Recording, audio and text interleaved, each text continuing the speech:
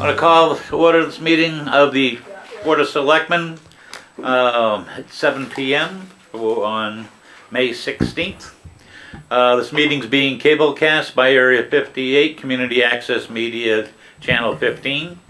There are openings on several committees. Please refer to the Board of Selectmen page on our website for a listing and application.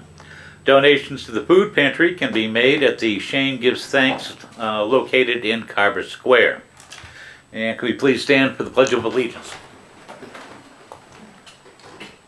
I pledge allegiance to the flag of the United States of America and to the republic for which it stands, one nation, under God, indivisible, with liberty and justice for all. And tonight, Mr. Robertson will be doing the community prayer. Almighty God, humbly we pray your blessings as we concern our lives with the opportunity to serve our community. Enhance us with your spirit of dignity and selflessness. May we become instruments of support and understanding as we seek to bring an environment of trust, purpose among all who provide the many services that make us all that we can become. Help us achieve the goal of our commitment in this office that is now our responsibility.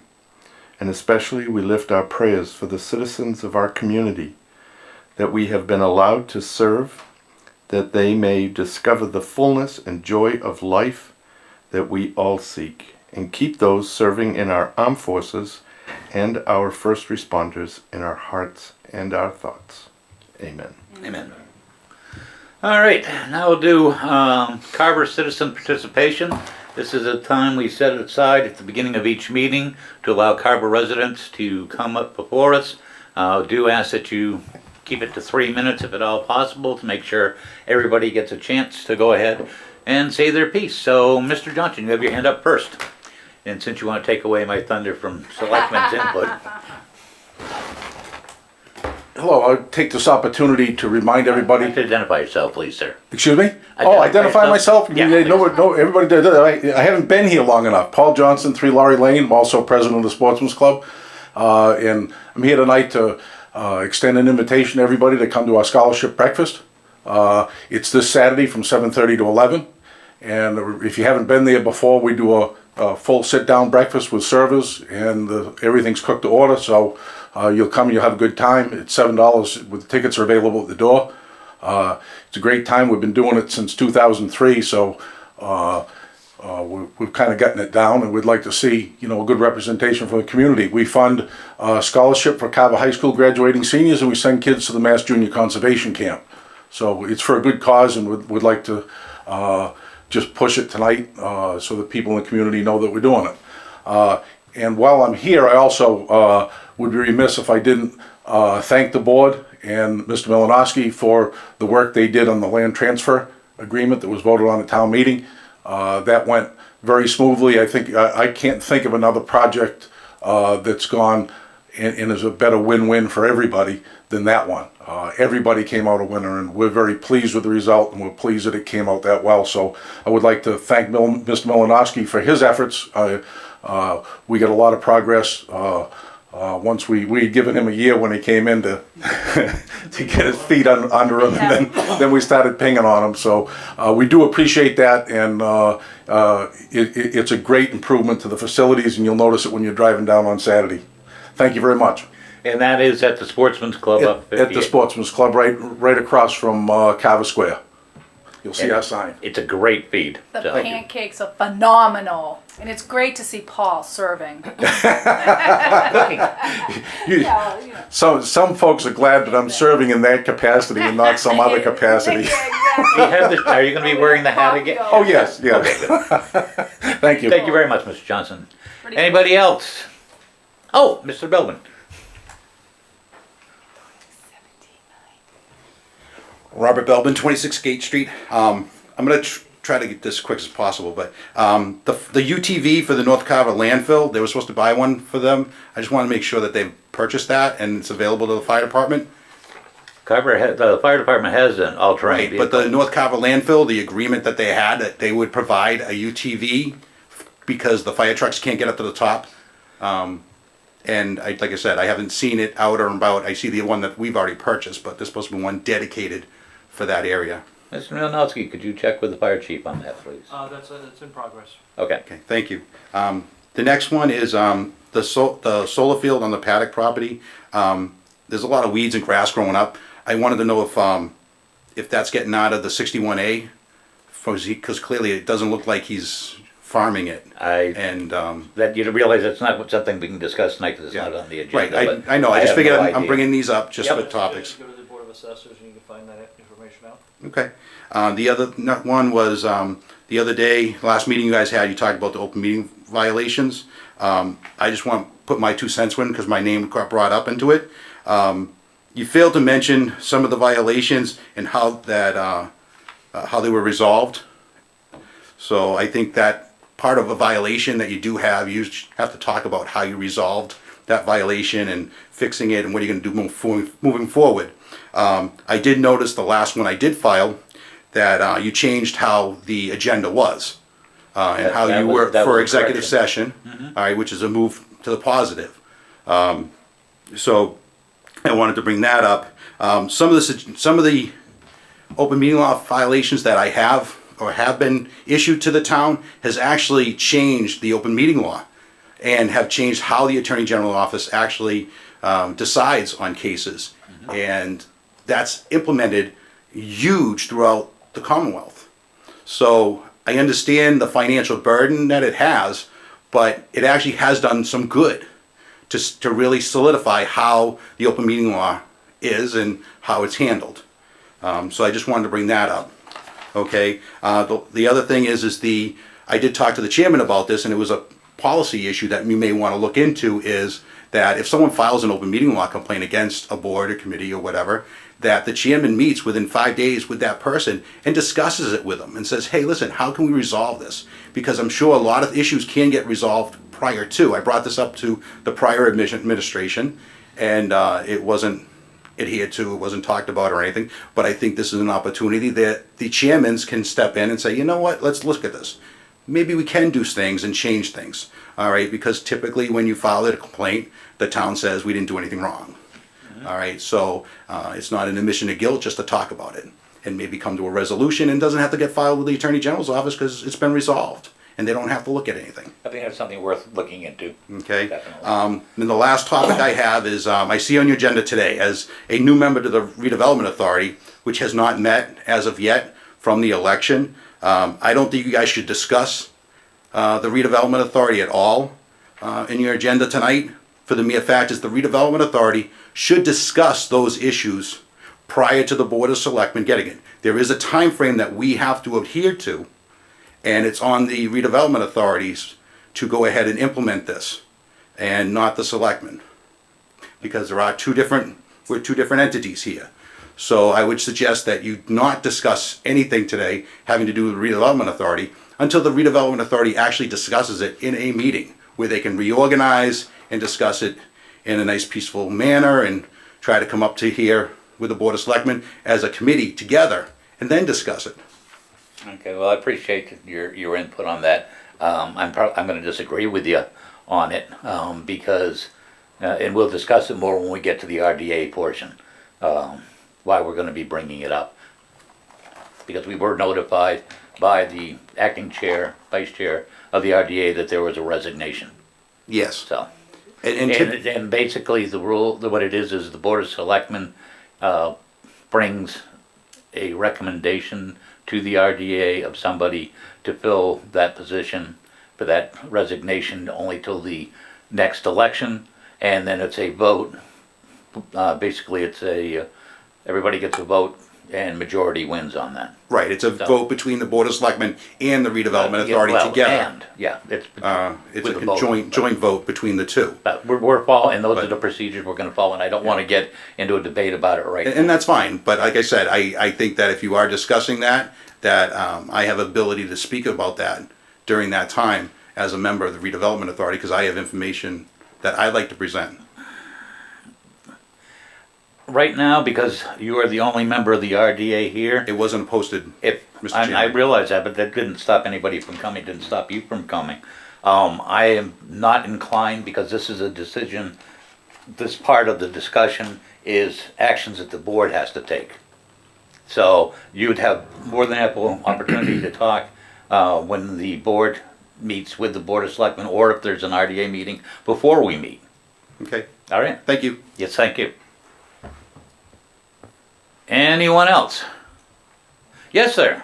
You a Carver resident? I'm not. I work for STIU Local 888, though we represent some town. No, sir. employees, so I'm sorry. to address- No.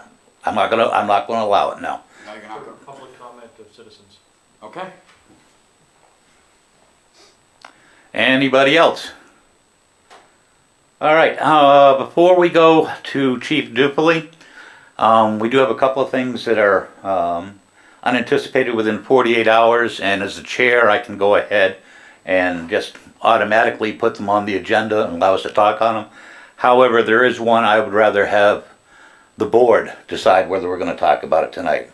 Last night, the school committee met in special session, and it was to decide whether they were going to request to the Board of Selectmen to make the school committee special exempt employees. Special town employees? Yes, it's special exempt municipal employees.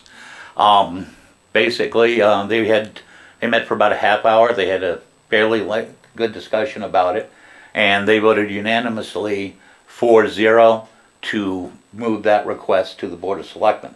I was at the meeting. I asked them to go ahead and forward to Mr. Milanowski, Mr. Clark, and myself as chair and vice chair the results of that meeting and what they were asking for.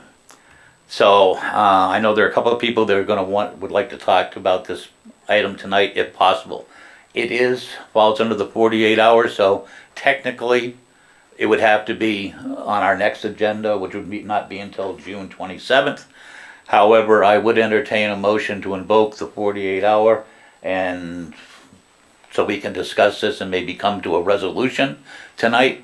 If the board votes to do that, I would be taking it up after the appointment of interim treasurer collector.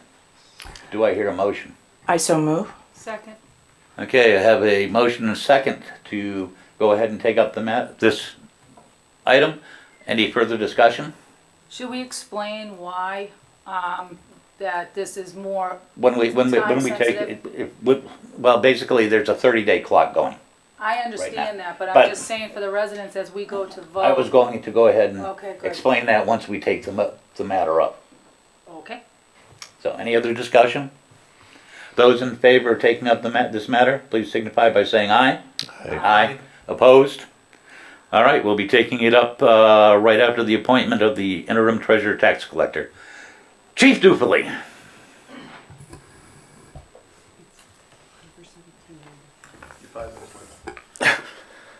I am. Good evening, thank you. I just wanted to spend a few minutes tonight to talk about the incident that happened back on May 3rd. We had some elopements from the MCI Plymouth camp. MCI Plymouth's been repurposed from a very low security work camp where we used to get some workers out of to a facility for the treatment of what people call Section 35s. Those are people who are committed under Chapter 123, Section 35, involuntarily to participate in drug or alcohol rehabilitation. Formerly, those people were all kept up in Bridgewater in a facility, but that facility's been changed and moved down to the forest. So the camp was open for 2 days, and 3 people walked away. It's not a secure facility. Those 3 people were found fairly quickly, and then the next night, 6 people walked away. Again, not a secure facility, and the people who are there are not haven't been convicted of any crime, but are there involuntarily to go through substance abuse treatment. Not a very easy thing or a fun thing to go through, and something that certainly people don't want to stay with. The DOC is in charge of that facility, and as such, they take an approach where if you walk away, they're going to go find you. Other facilities, private facilities, for the same type of treatment, if you walk away from that, you walk away and they sign you out, and that's it. So when this happened, they contacted us, they contacted Plymouth, and we all conducted a search of the area to help locate those people and bring them back. There's no specific crime they can be charged with for leaving the facility any crimes they commit along the way, such as damaging the property to leave or breaking into a cabin to steal clothing to disguise themselves, they could be charged with. We participated in both searches. In a short period of time, the first 3 were located. The second night, 3 were located very quickly. The other 3 were located the next morning in Wareham. I don't believe there was any specific danger to the public, but we did put out a reverse 911 broadcast to all the phones to make people aware of what was going on.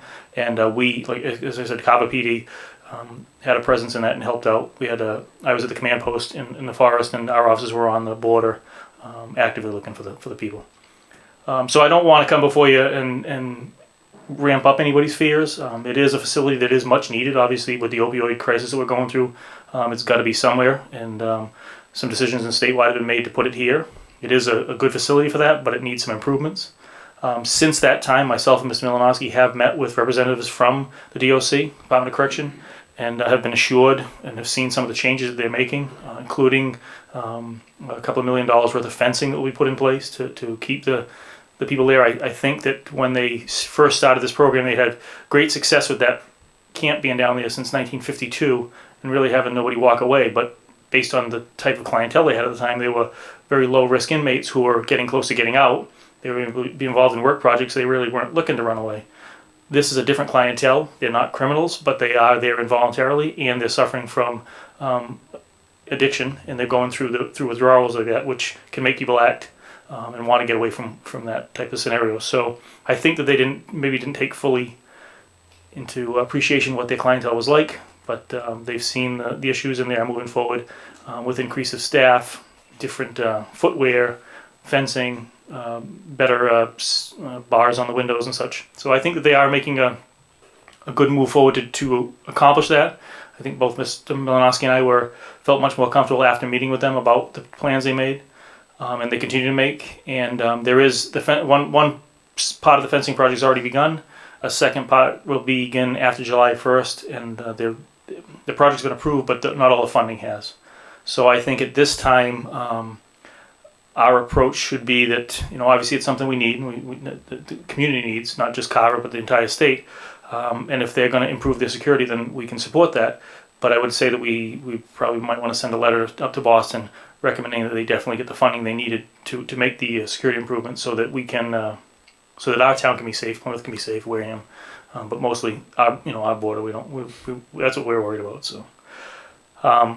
I hope that that's answered some of the questions. I certainly will answer any more. I don't want to make more about it than it was. It was not an escape of hardened criminals. It was, again, an elopement of what they call a civil commitment. So they have not been convicted of any crime in a court of law. They've only been committed based on a need that they have at the time. So if you have any questions on that, I'd be happy to answer. And I was hoping to talk a little bit about the code red system that we use for that reverse 911 too before I end. Mr. Chairman, can I just jump in for a second? Yes. Just for the rest of the board, after this incident happened with Chief Dufley, I did correspond with the chairman, and at that point we also sent a letter out to the Secretary of the Department of Corrections and also the EOPS. Commissioner of the EOPS, Secretary of EOPS and Commissioner of and again, that was very helpful in with these folks coming down. I just want to echo the chief's comments. This is an important program for those with substance abuse and trying to kick them out of the habit. Clearly, they were embarrassed what happened in the first 2 days. It's not something that they have happen on a regular basis, even in their other facilities. So they were sincere in trying to make all the proper improvements. The secretary did open up the spigot, so to speak, for overtime, so that they were able to bring more people on board, which was also forcing people into overtime just to make sure they had the coverage.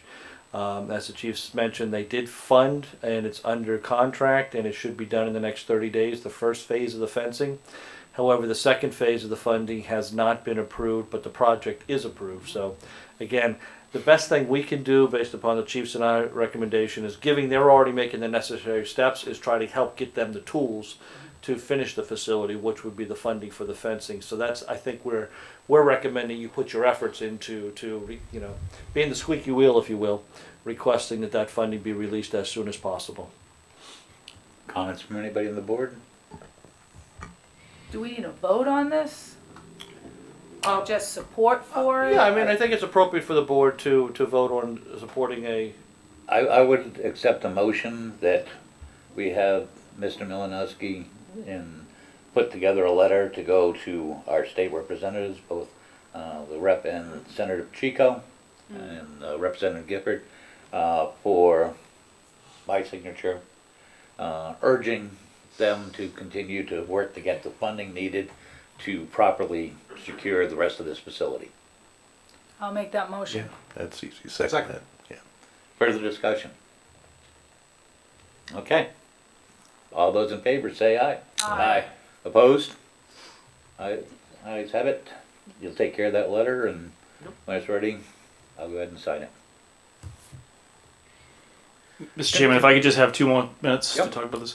So during this process, we did do a reverse 901 known as a code red. Matter of fact, I don't think we're supposed to use the word reverse 901 because I think it's trademarked. But we did a code red to get information out to the public. That's a system where the sheriff's department puts out a message to your home phone, basically backwards from you calling 911. And so the system works very well if you have a home phone. But it doesn't work very well if you have a cell phone or a voice over internet phone system, because those systems have to be registered with the sheriff's department, so they'll know to send it out to you, because your cell phone could be a cell phone from have an area code from Pennsylvania or anywhere else, it just doesn't pick up. So a very simple step in this is you just need to register your either your cell phone or your voice over internet phone system with the sheriff's department so that you'll be able to receive these messages. It's a great tool and an important tool for us to be able to get information to you in a time like this. And some of our officers who are conducting the search spoke with different residents. I think at least 3 of them who were asking, "Oh, gee, what's going on? We didn't know what was going on." And it was because both they either didn't have a home phone, had a cell phone, or a voice over internet phone. And we can correct that by a simple sign up. It doesn't cost you anything. It doesn't link it anything other than that system to be able to get information in time of emergency. Is that a form that you have over at the dispatch? We don't have a form. It's online through the sheriff's department. We have Okay, a so it's an online. Yes, we have a link to it on our website, on the Carver Police.org website, under resources and code red. And for some reason, it looks like a blank page. Just scroll down, it comes up. I don't really know why there's a blank page in the middle of it because I'm not a computer guy, but there is a way to get to it. And once you do it, it's not it's pretty easy and it works. Could we possibly get a reference to that on the town website for a bit? Would that be something we could do? And be really nice if the wicked local Carver reporter might have a little blurb in there to help get the word out. Just suggesting. I asked her before we started. She said she would. So. Thank you. Thank you, everybody, for your time. And no matter what happens down at the forest or anywhere, we stand ready to keep the citizens safe. So I we'll still continue don't our like job. calling it eloping because they're not getting married, but be that as it may. I appreciate it. Thank you. Thank you. terminology. All right, gonna have an update on the Carver Recreation planning for the future with Mike Schultz and Mike Santos.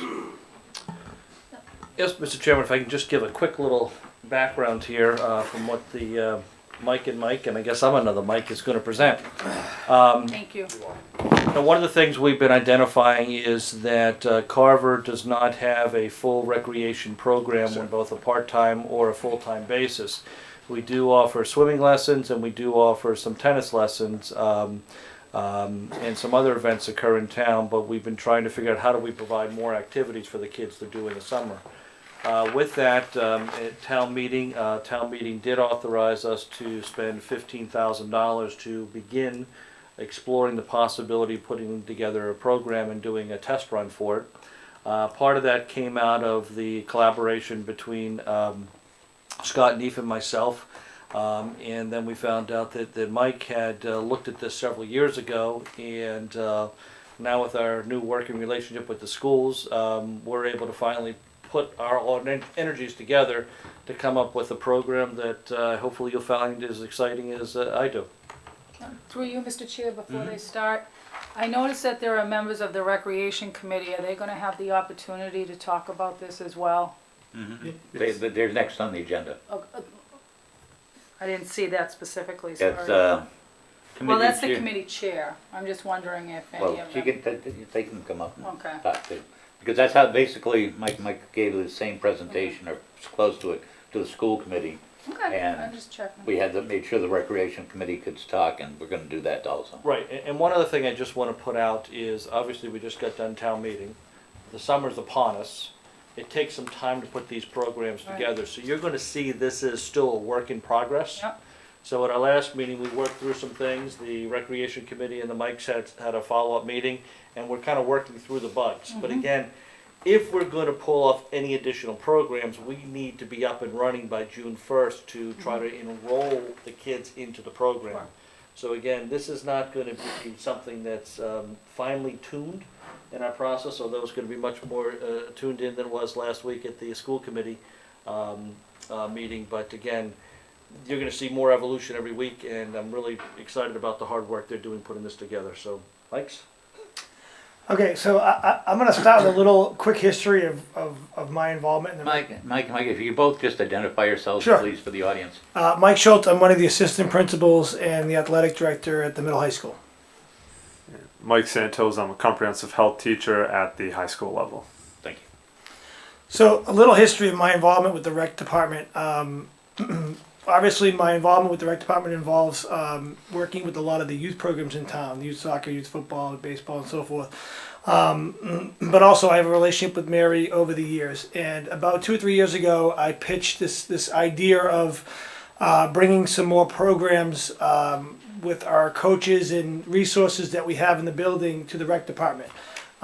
We put together a mini flyer, and I sort of dumped it on Mary's lap, and I said, "Can we do this?" And she said, "I would love to, but there's a lot that goes into this in terms of signups and hiring staff and so forth." So we ultimately do have some camps currently, and I call them camps or sort of 1 week seminars or sessions at the middle high school that some of the coaches run. Mr. Rosen runs one, Mr. King does. These are all sort of separate entities outside of the rec department. So Mary said, "I would love to do this, but we really have to put together some structure to this, and the signups are going to be a massive undertaking, and as a volunteer group, it's going to be a challenge for us to pull off." Fast forward about a year or two into the spring of this year, and I started this opportunity for all of the youth programs in town and our high school coaches to come together and have a night where we met. We had pizza with the rec department, and we talked about sort of big planning, big picture ideas of how the two groups, the high school group of coaches and the rec department and the youth program, sort of come together and share resources and communicate and work together. Out of those conversations, I think some good connections were made between our coaches and our youth programs.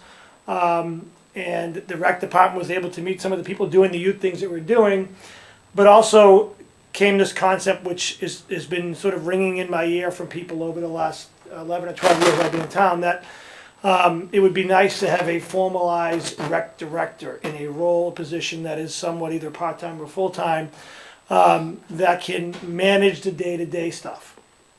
Again, I think there's no disrespect to the current rec program that we have. They're a volunteer group that I thought was 5, but is 3. And they do a tremendous amount of work with a limited budget, obviously, and resources and so forth. So I pitched this idea, or I started talking to Mr. Neef about the idea of what would it take to have a rec director in town. I think that a lot of people in the community have talked about it, but really what would it take to sort of implement and sort of move forward with this concept? He said, "Well, I don't know, let's set up a meeting with Mr. Malinowski," and Mr. Malinowski, myself, Mrs. Weston, and Mr. Neef met. And basically what came out of that brief meeting was go out and research. Gather as much information as you can about what other people are doing, what other towns are doing, how other programs evolved, and come up with some information that we can bring to the rec department, that we can bring back to the school committee, that we can bring back and sort of decide if this is something we can sort of form and pull off. So we went out and we met with, I called a lot of places, but I met with Plymouth, Kingston, spoke to Halifax, spoke to Duxbury, Mike spoke to Rainham, and we did speak to a couple of programs. And what you have in front of you is not in any way a finalized draft. It's more of a, this is the information that we gathered. This is a potential approach to moving forward, and then we started to throw together like an implementation plan or a strategic plan. Okay. Again, the involvement with the rec department at this point was limited because I was researching. I wasn't going out and we weren't meeting yet. This was sort of researching, gathering information. We're going to present to both groups. So what you have in front of you, and I'll go through it quickly, is sort of an organizational structure. That was sort of like our first pitch, was to say, if we're going to try to get a rec director or a rec position that is paid, whether it be part-time, stipend, whatever, what would it look like? How would it function? So in terms of organizational structure, ultimately it would be nice to have a director or an assistant with an assistant director. There are some stipend numbers there, but that's all to be determined. After we presented some information to the school committee, we did meet with the rec department, and we've got a list of sort of what do we do next, which is our next process here.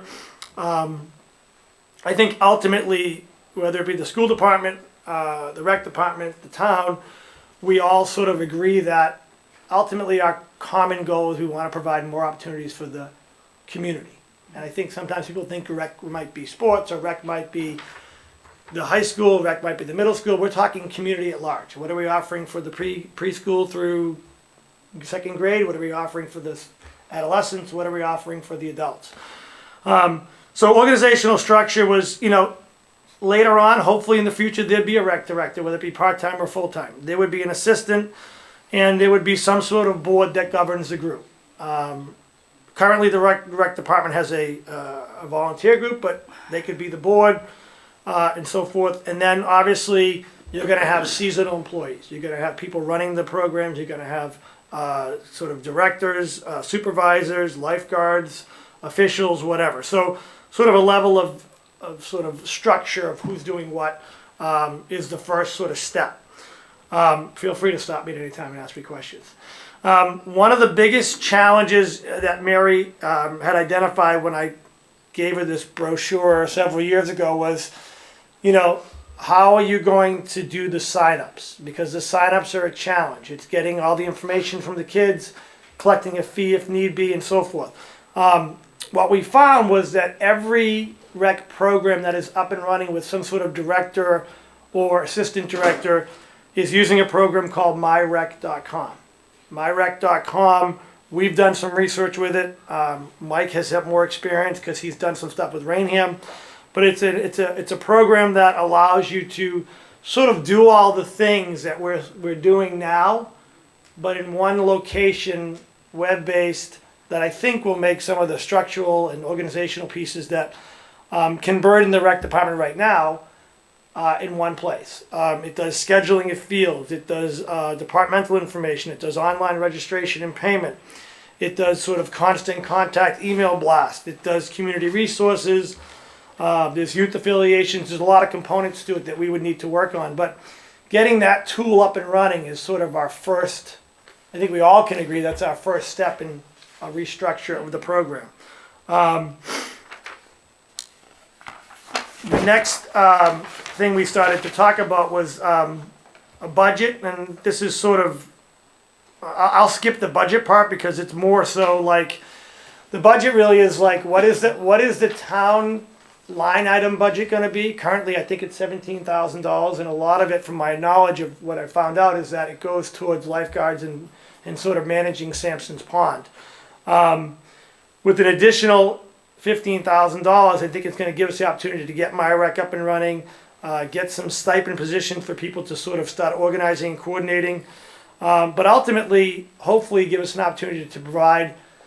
One of our goals, we talked about this, we don't want to be too ambitious, but one of our goals is to offer a program this summer for 3 different groups. A pre-K through like 3rd grade, a 3rd grade through like 8th or 9th grade, and then an adult program. And we're still throwing ideas around, but putting out a first draft of some offerings through MyRec and a program where, yes, we're collecting a small fee, but we're providing some services above and beyond what we're already providing. And there's a program model. One of the things that Plymouth and Kingston and some of these programs emphasized is we don't run programs necessarily and lose money. There's always sort of an a number to hit. So if I'm gonna run a cooking class for grades 3 and 4, and we've toyed with the idea with Chef Portalance, and he's all excited about this curriculum that's out there for like a week program for students. But you would set an agenda, sort of like a 9 to 12, Monday through Thursday, a set number of $40 or whatever per student. But they always put a cap on the number of students, or I should say a minimum number of students, so that you're not running programs that are putting you in the hole. So it's like minimum 10 students, and you're always showing some sort of profit that gets put towards a revolving account to continue to build funds. Because I think when you build the funds for these programs, it's going to sort of offset some of our expenses in town, like upkeep on fields, equipment, and so forth. So there is a program model. I used an example of tennis in here, but the model could be used for any type of activity that we run. Other towns have used outside vendors before to provide more opportunities for the community. So Plymouth has skating lessons through Armstrong Arena, where a portion of what you're providing, the town gets back as revenue. There's yoga instructors, there's golf programs, there's usually some sort of affiliation with Squirrel Run and Village Links where they're offering golf instruction for our students or our adults, and a percentage of the proceeds go back to us. I don't think we're looking to create this money machine, but I think we're also acknowledging that with extra money, it gives us the opportunity to run more programs, and it also helps to offset the expenses of running these programs in terms of maintenance of fields, which is a big concern, and additional equipment, whether it be soccer nets or field hockey nets or buying supplies for arts and crafts programs or whatever. I have a list of sort of facilities that we currently have and use, and again, a summary of what we're thinking for programs and affiliations. The last thing that that I sort of was able to gather some more information, and Mike as well, was the information about what other towns are doing with the youth programs in town. So we have youth programs like youth soccer, youth football, baseball, and so forth. And every town does something a little different. Some towns charge a user fee to use the gyms and the facilities to help, again, up with the upkeep of the equipment in the facility. We don't do that in Carver for the schools anyway. And some schools take a percentage of the user fee. So for example, if youth soccer fee was $50 to register your kid, $5 would go to the rec department for management or admin fees or whatever. I do know that there are programs in town that are doing that. I don't know exactly which ones, but it's not done on a consistent basis. And I think one of the main reasons is the presidents of those positions, as their children age out, they give up their presidency and a new group comes in. I'm not sure who's necessarily governing each one of these groups. When we spoke to rec programs at other towns, they said, we don't necessarily want to take over the youth soccers and the Pop Warners. A lot of times they fall under the national regulations, whether it be Pop Warner or Little League or whatever. But they did say that there is a level of sort of management that they support and help with, whether it be query checks or having monthly meetings with them, helping with scheduling. So being a resource to the youth programs is something I think that the rec department could certainly help out with. Other towns have done something like almost like a mini booster club.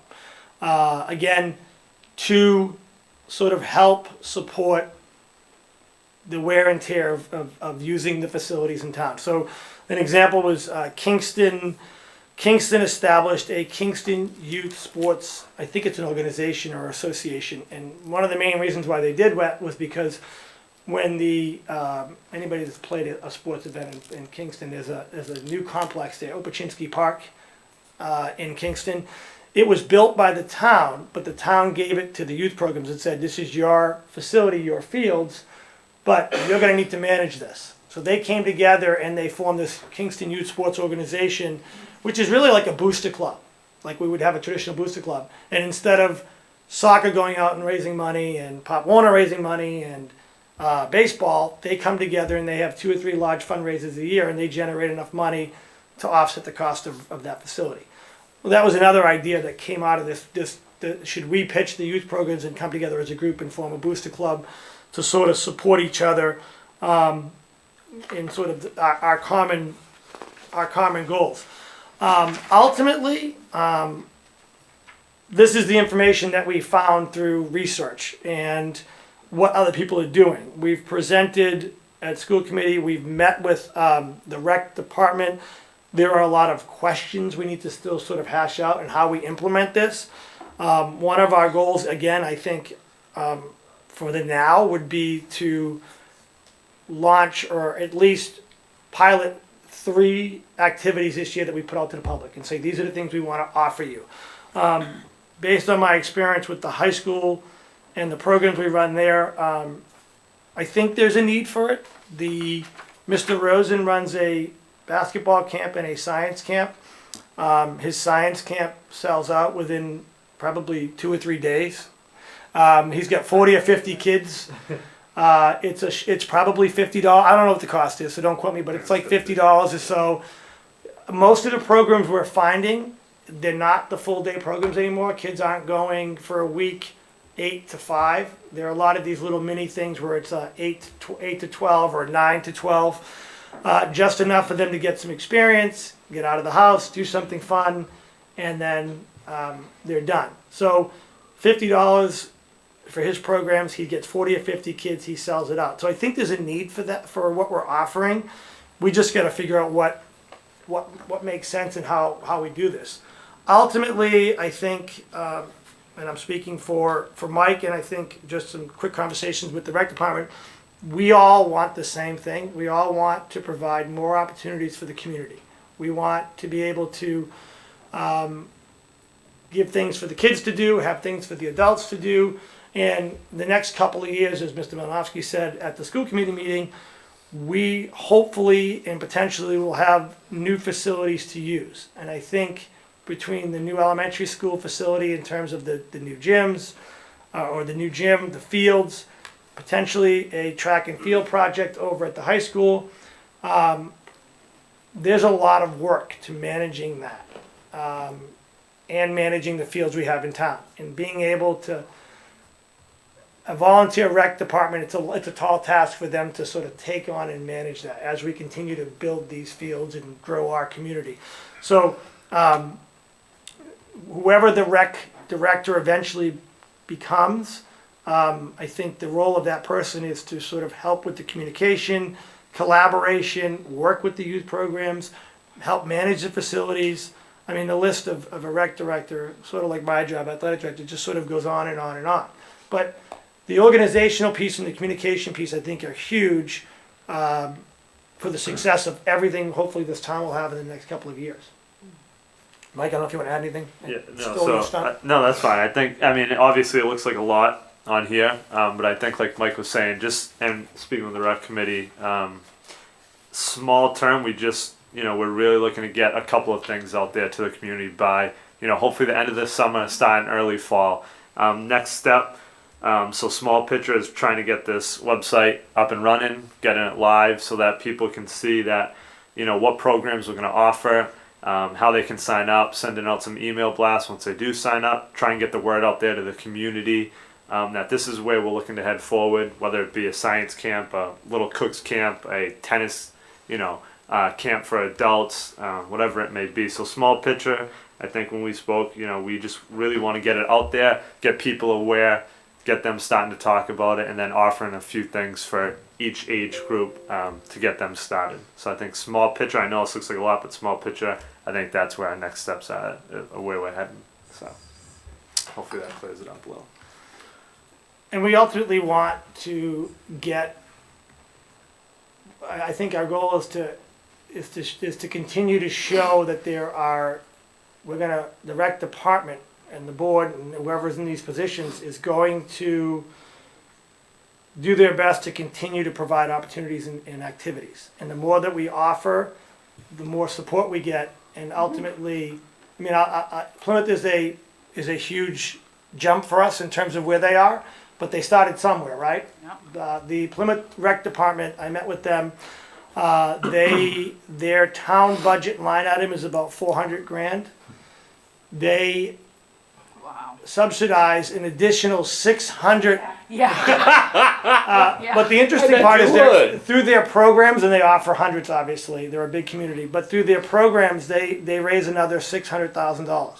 So they're at a $1 million a year budget, but the town side of that's only $400,000.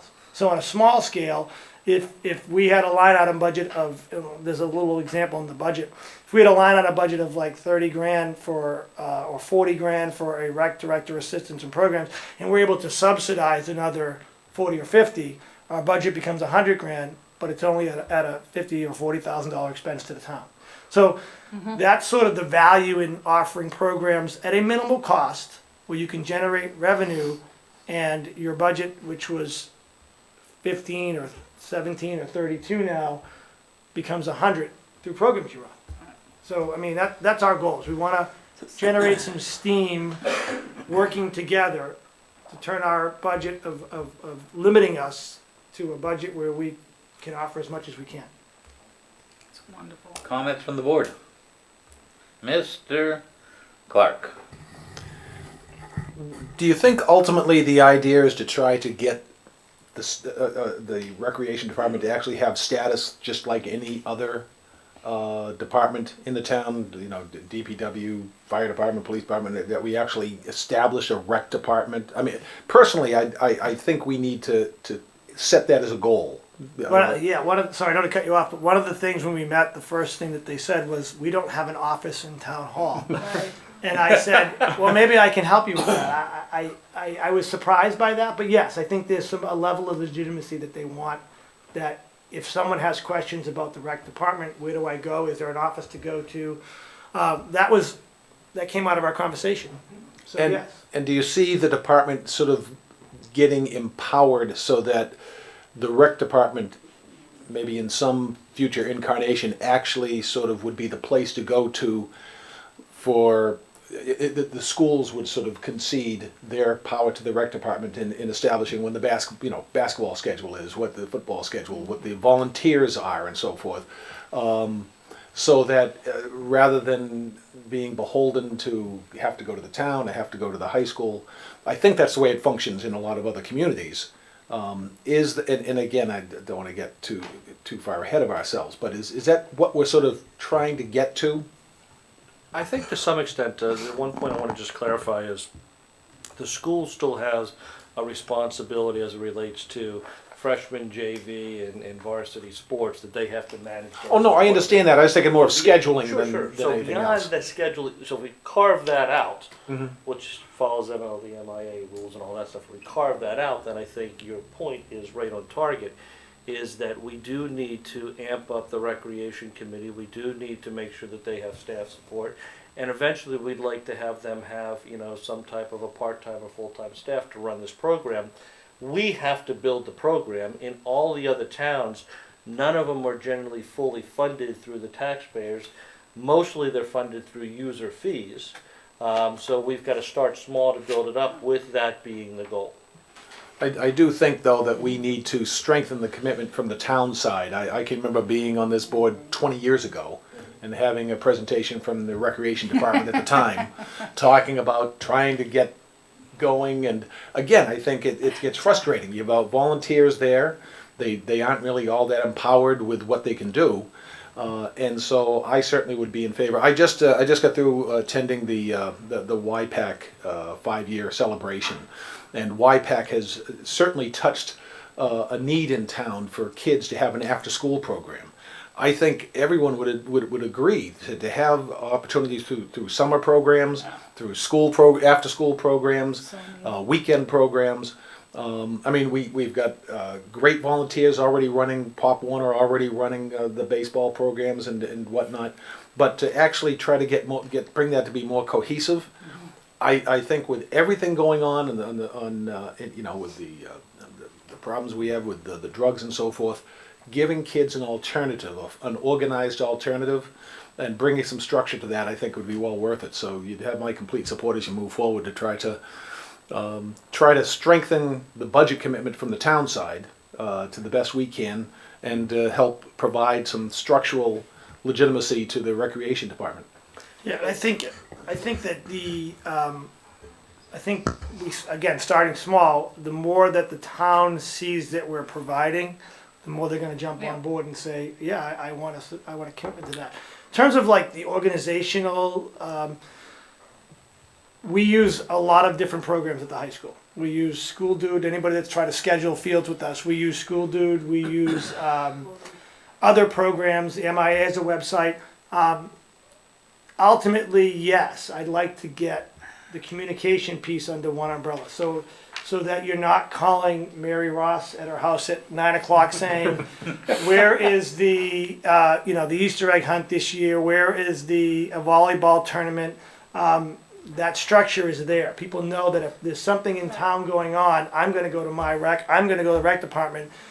And yes, I think that there are pieces that we do well around here in terms of this is a great program, this is a great program, YPAC's a great program, but ultimately, eventually, under one umbrella would be a great resource, so that if I'm new to town and I move here, I say, geez, what can I do to get involved with the rec department? So there's a lot of pieces to it. There's a lot of work that needs to be done, but that's our goal ultimately, is that it becomes a clean, organized structure. And I was talking to one of the school committee members today, and the conversation about potentially all these new fields and spaces in town. We talked about the Forest Street project.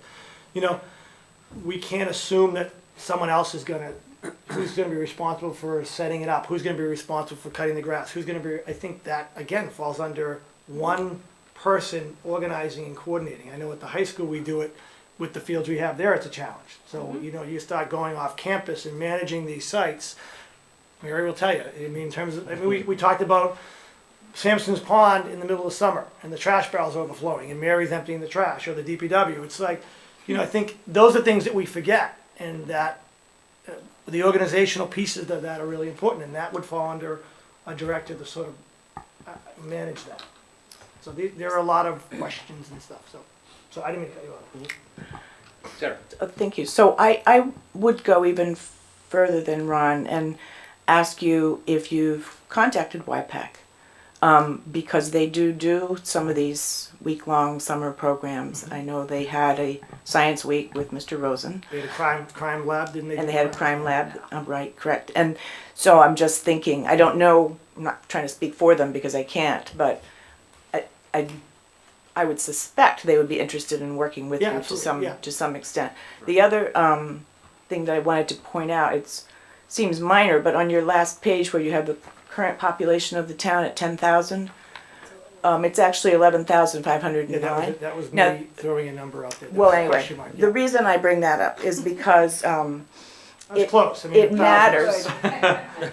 Well, it actually matters because if you are trying to justify the number of, say, ball fields or the number of playgrounds, that's a number that the National Recreation Association comes up with, and they say, and you don't have to follow it, but it really helped us when we built the playground because we were over 10,000 at the time. And it mattered because they said, well, you should have 3 community playgrounds, and we didn't have any. So that's just a little point that should be made. And I don't know if this is your document, but that data is in the current Open Space and Recreation Plan, which is actually not 10 years old. It's a 2010 to 2015 plan.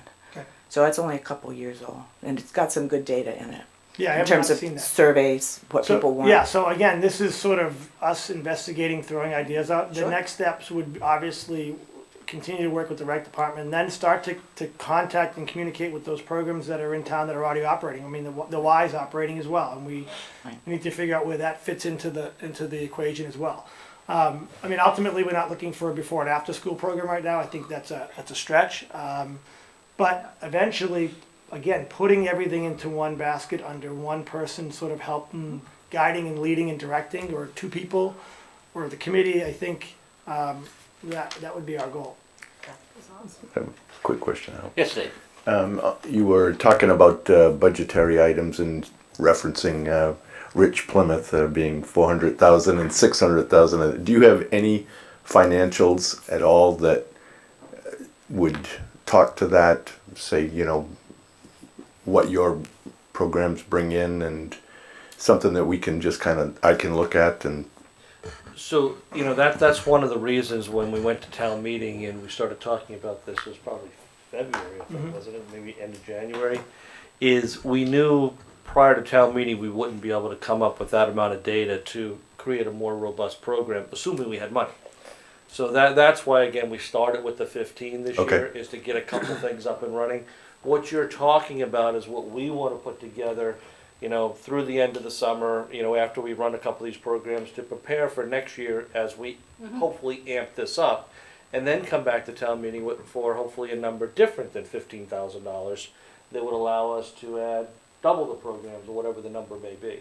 But again, we're really trying baby steps here because we're not flush in cash. No, I We get can that. just say, Yeah, "Here's, the like, small amount on the $400,000 paper here." and move forward to it." It's, Yeah. let's grow it, see what the interest is. Okay. And then, hopefully, that's why we're trying to rush this too, because we don't have much time to get it out, and then let that flourish. Sounds good. Good answer, Mike.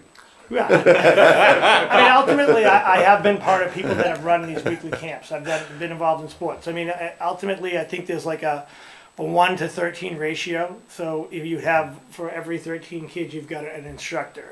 Typically, if you're a coach, our goal would be to involve the high school kids more. So the high school kids would be helping to teach and instruct and run these programs. Most of the structure that we found was there was a supervisor who got paid X amount of money, obviously a little bit more.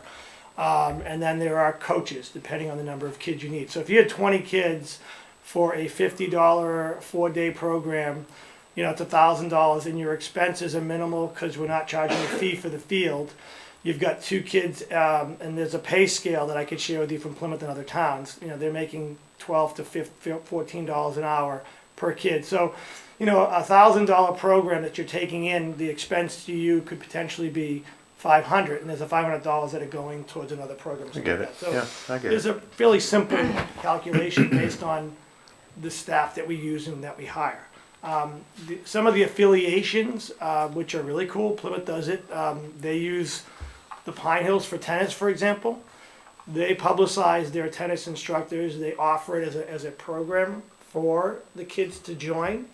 So it's like you're offering this great tennis instructor through Carver, but ultimately you're using the resources of Pine Hills. It's an 80-20 split. So they take 80, you get 20 of the revenue by offering a program that the kids hopefully can benefit from. So there's a lot of things like that, but we talked a lot about the hiring of staff, query checks, managing of the kids, evaluations and so forth, which all have to be figured out. Thanks. There are going to be, one thing you may have mentioned, but I just want to emphasize it again, is that obviously not everyone can afford this program. Right. Yes, we have to make money, we have to make sure the program is successful. At the same time, we have to be able to make sure we offer scholarships and, tuition assistance or fee assistance for some of these. So we have to keep that in mind as we're doing this as well, because we want it to be inclusive of all children and others. So what's the next steps? Like, what do you need from us tonight? Is it just the support? This is an update. Yeah, just an Basically, the update. town meeting's authorized the money. Yeah. Through Scott, Neef, and myself, we've put together, some staff here, and we also had Shelby assisting and is available with Elaine as well. So basically, us 4 and Shelby working with the Rec Commission to try to put this together and run a couple programs. So we really don't need any. I mean, support's great. Right. We don't need any approval right now. We're just trying to implement a few programs that Beautiful. we're working out the bugs right now. We wanted to use this opportunity to talk to the audience and Yep. get the word out, get the buzz out, that this is what we're looking to do, and Exciting. for the Recreation Committee to come up and talk. And I'm sure Mary's going to talk about, how much collaboration there used to be between the town and the school in the past, and she's still in shock. Thanks. Anything else, Tom? No, thank you. Well, I just want to say, anybody else have anything? Nope. I just want to say, thank both of you for coming here and updating us. I know this is a lot of work, and, you're at the very beginning of this trip. Oh, yeah. And I think it's, I hopefully that it'll be a long and very rewarding trip, not only for Mike and Mike, but with the whole recreation department, and see you coming together and coming out with some really good stuff, not just for the children, but for the young adults and some of us that are getting up there in age, even adults. Why are you programs. looking at me? Dave would get mad if I looked at him. So, I want to thank you for this update. Please feel free to come back and give us periodic updates, and whatever we can do to help you, please let us know. Thank you. Thanks a Thank you. million. Great Very job. much. Now if we could have the recreation department. All three of you can go up, because there's only 3 of you. It's not like you wanted to get 6 around the table or something. There's an extra chair. Yes. For now. Go ahead and start this chair. If you could each identify yourselves, please, for the people at home. Mary Ross, 40 Great Meadow Drive, currently Recreation Committee Chairman. I wanted to thank you for the opportunity to update you all on the work the Recreation Committee has been up to. Our work here is just beginning. Our ski program numbers have sadly dropped to about a dozen participants this year. We had more interest, but not enough to fill a Plymouth and Brockton bus, as we've always done. And so most families chose not to drive back and forth to Mount Wachusett. But we still are, as far as they are concerned, offered the program at a discount. So we'll try again next year and see what happens. On April 9th, we held our annual egg hunt, which was another huge success. We estimated about 150 families participated. We held raffles, a coloring contest where all pages submitted were eligible to win a prize with a random drawing. The design work for the Forest Street Field and Park is really moving along. The fenced area has been scraped, cleaned up, loam spread, and seeded. Outside the fence has also been loamed and seeded, and the driveway has been redefined and repaired. We're meeting with the CPC soon to discuss the next phase of the project, which includes fence repair, barriers, and possibly a play space and some seating. We're just hoping all the rain that is gone is going to continue a little bit to get our seed growing. Our spring leagues are underway, and we'll continue to make repairs to the fields as deemed necessary. As was just presented, we have begun meetings with the Carver Middle High School Director Mike Schultz and Mike Santos to discuss expanding our current recreation programs in town. Our plans for the future are to provide a wide variety of recreational opportunities for residents of all ages. This is a work in progress, and we're all really excited about it. Something Kelly did for us in August and September, we are partnered with 2 local dance studios so that when Carver residents receive a financial benefit when they register for the 2017-18 dance season, when they mention the Carver Recreation Committee. And it's something Kelly had set up, and we're really quite proud of it. It's never happened before, so it's kind of a nice, and again, getting the Recreation Committee's name out there and a benefit.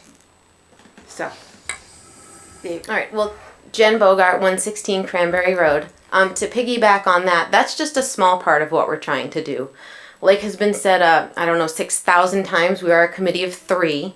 So we would like to do more than 3 allows, but we are actively pursuing things. To speak to the point about the potential recreation department and the expansion, if you don't mind, Go right ahead.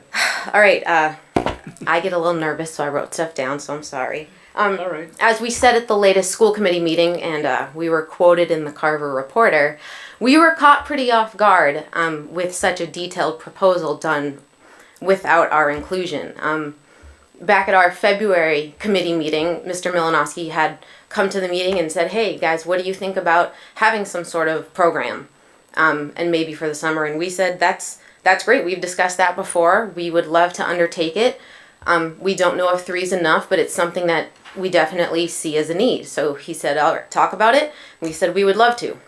Fast forward 2.5 months, and on a Friday I get an email saying on a Monday they're presenting to the school committee. Where were we?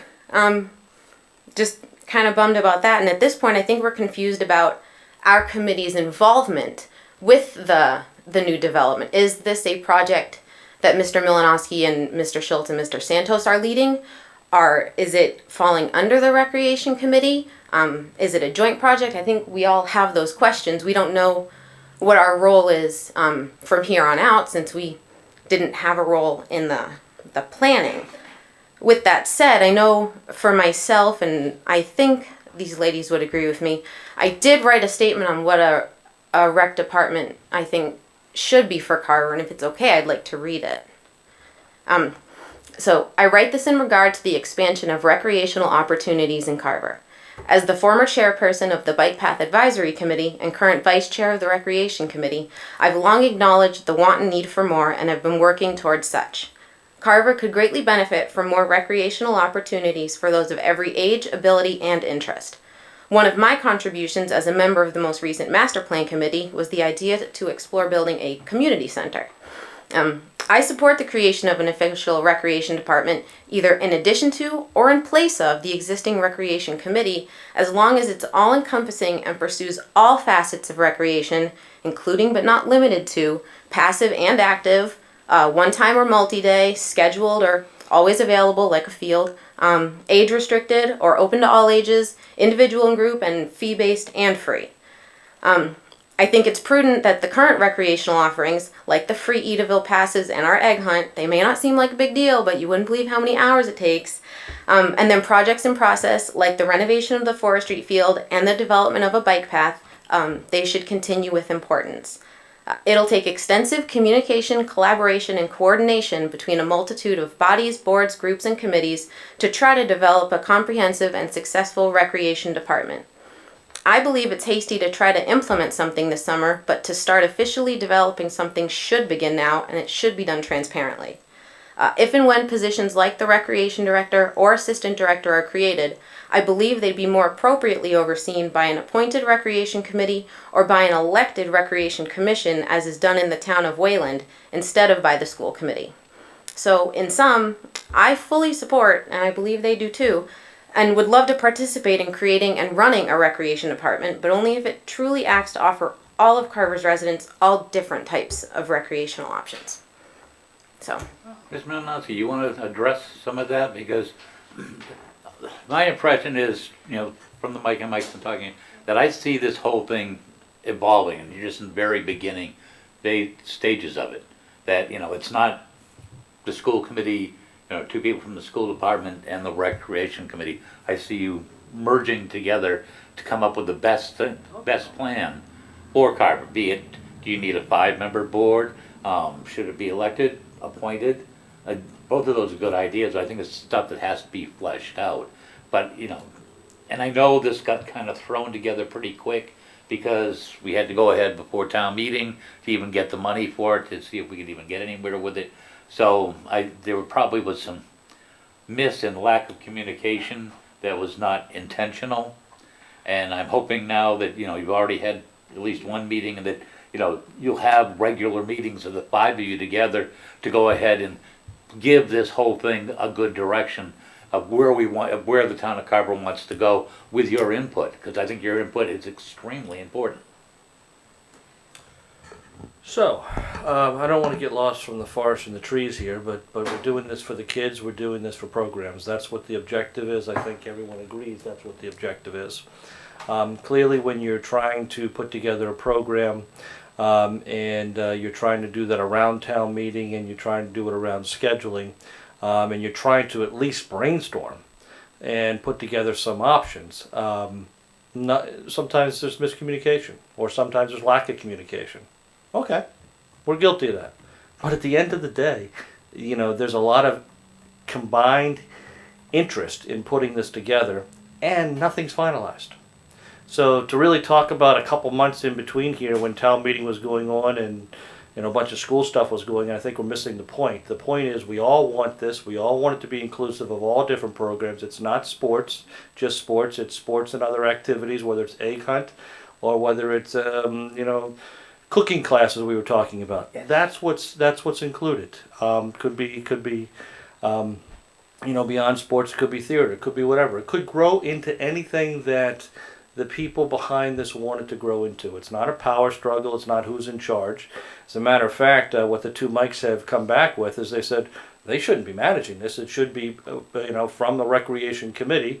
Granted, it needs to be more than 3 members, and hopefully we can get up to 5 members with the Recreation Committee. But again, that's the big picture. That's where we're heading in here. So I mean, I'm more concerned about how we move forward. After the school committee meeting, there was a side meeting that the Recreation Committee and the two Mikes had, and I was part of that for a few minutes. And I think we hashed out a couple things. There's been another meeting that was put together. So, we're already meeting together. So what happened in those 2 months, we have to move forward and figure out what the right program is to put together. I do believe, again, and I'll emphasize it, that it should be, at some point there should be a policy board, and we believe that proper board is the Recreation Committee to oversee this. You just have some volunteers from the school committee from the school department that are doing this with the superintendent that are running with it. It's great information. We've got Shelby and Elaine running with it. Great information. We got volunteers. Great input. We're going to put it together and we're going to make something happen. Recreation And if it's a Committee, few 5 programs- positions? Hmm? Recreation Committee, authorized 5? Yes. Up to 5? Yes. It's up to 5. Through you, Mr. Chair. Mike, I agree with everything you're saying, but I also think, out of respect for how involved the Recreation Committee has been, that I think going forward that this should be a joint effort between the two Mikes and the Recreation Committee. I think that's what it's set up for. I think we've started that groundwork. We've been So, doing that. Jen, do you feel satisfied with that, and Kelly? Dang it, Sean's gonna kill me at home. I No, just, because I the 2 meetings concur. that have happened since that school committee meeting were not official. There was a sidebar, and then last week, Mary and I were able to go in to meet with Mr. Schultz, Mr. Santos, and Shelby, but Kelly wasn't able to, so it wasn't an official committee meeting. Going forward, at that meeting, I suggested any future meetings need to be done at official Recreation Committee meetings where minutes are kept, so there is no transparency. So if we have another meeting where, Kelly and Mary can meet with those guys, it's not transparent. That's not a collaboration. And this is why, that's very good information, and what I would like to share in terms of that is this is new for the town, and just like with the new school, the reason the new school worked was because of the full transparency. So we don't want to get, in my humble opinion, we don't want to get off to a rocky start by 3 hard-working say that 5 times fast, Recreation Committee members that feel like they have not been informed, so. And I concur, Mr. Chair. I think these 3 ladies, and there were a couple other members in the past who've been unsung heroes, and I think it's imperative that we have good communication from now on, absolutely, and respect for what you guys have been doing. Oh, that's definitely because you guys have worked basically anonymously and done so much. However, I would like to say, while we're on TV, that we need to get the Recreation Committee back up to the full force of 5 members. So I'm really, really pleading and asking the residents of town to go ahead and put your name in to be appointed as part of this and be able to work with this team, because this is the beginning of going into something new and hopefully great. Someone did reach out to me last night. Good. Via Facebook Messenger, I guess, and expressed an interest. And I referred him to all of you that he had to write a letter of interest and to drop it off at Town Hall. Yep. And in the so selectman's hopefully office. that will happen soon. Yep. Cool. If they get it in quick, we'd probably It's be not able to someone I take- know, so it's we may be exciting able to to have take it new up on ideas. our Yeah. on our June 27th meeting, Hopefully, and hopefully get Hopefully. another one in there by then. yes. Thank you. But that is the procedure, right? Yep. Yes. And so there are two school committee appointments, which I believe I am one and Kelly is one. Or I'm are you? moderator appointed. Moderator. So then it's your two appointments that are still available. Good. Okay. Through you, Mr. Chair, real quick. Certainly. Do you think Kelly can introduce herself, since we Yes. keep on referring to Like I said, Kelly? she was being there so quiet, Kelly, hoping Kelly. she'd just slide on out. I'm Kelly DeCarly, 7 Pleasant Street in Carver. Just to kind of piggyback on what Mary and Jen said. So I fully support everything that Jen said. She is, her whole heart and soul goes into the rec committee, and she's so empathic, and she's a great communicator with the town of Carver and the residents. She has a great bond with them as well. Like Jen, I was taken back by the information with the rec department and the building of the summer programs. So like everybody has said, is how do we go forward and how do we regain that trust and how do we regain that communication, I think is the first step. So I think we should all just slow down a little bit, maybe have another meeting and all talk about, okay, this is what happened. How do we move past this? How do we regain that trust and how do we build communication? Moving forward, the meetings, I agree, should have minutes. Agreed. Yeah. I absolutely Everybody's agree. there, everybody's in the emails, so there's no issues, there's no confusion. Everybody's on the same page to go forward, because I think this is such an awesome idea. It was just unfortunately a little rocky start that I think we need to kind of pave out for a little bit. I'm still a little confused about our rules, so I think that's again something we need to discuss in our first maybe official meeting together as a team. Is kind of lay out kind of what everybody's role moving forward, so there's no confusion. So, you know, for the rec committee, are we on the recreation board? Are we considered the board? And as you know, the definition of a board, you know, it includes non-executive and executive members. Who also do planning and decision making and problem solving. Would that be us? Would we be on the hierarchy, and then we would decide and problem solve moving forward as a team? I think that's something I think you guys all have to work out. You know, the 5 of you, hopefully soon to be 6 and maybe 7. Yes. Yeah, Good. no, I was just gonna say, that's gonna be the work in progress, but I think my intent right now is to make sure that anytime there's any discussion of this great idea, is that you are all involved in the communications as well. I think that's happening. See, that's great, so it's already pretty much resolved itself. Exactly. That's That's the great, point we're trying to Michael. make. We've already moved past Yeah. that to pull everybody Yeah, together. And great. meet, and we need to, you know, find a time when all 3 of them Great. can meet. You know, sometimes schedules don't allow that, but the Mikes are committed to working with the Recreation Committee, making it happen. Yep.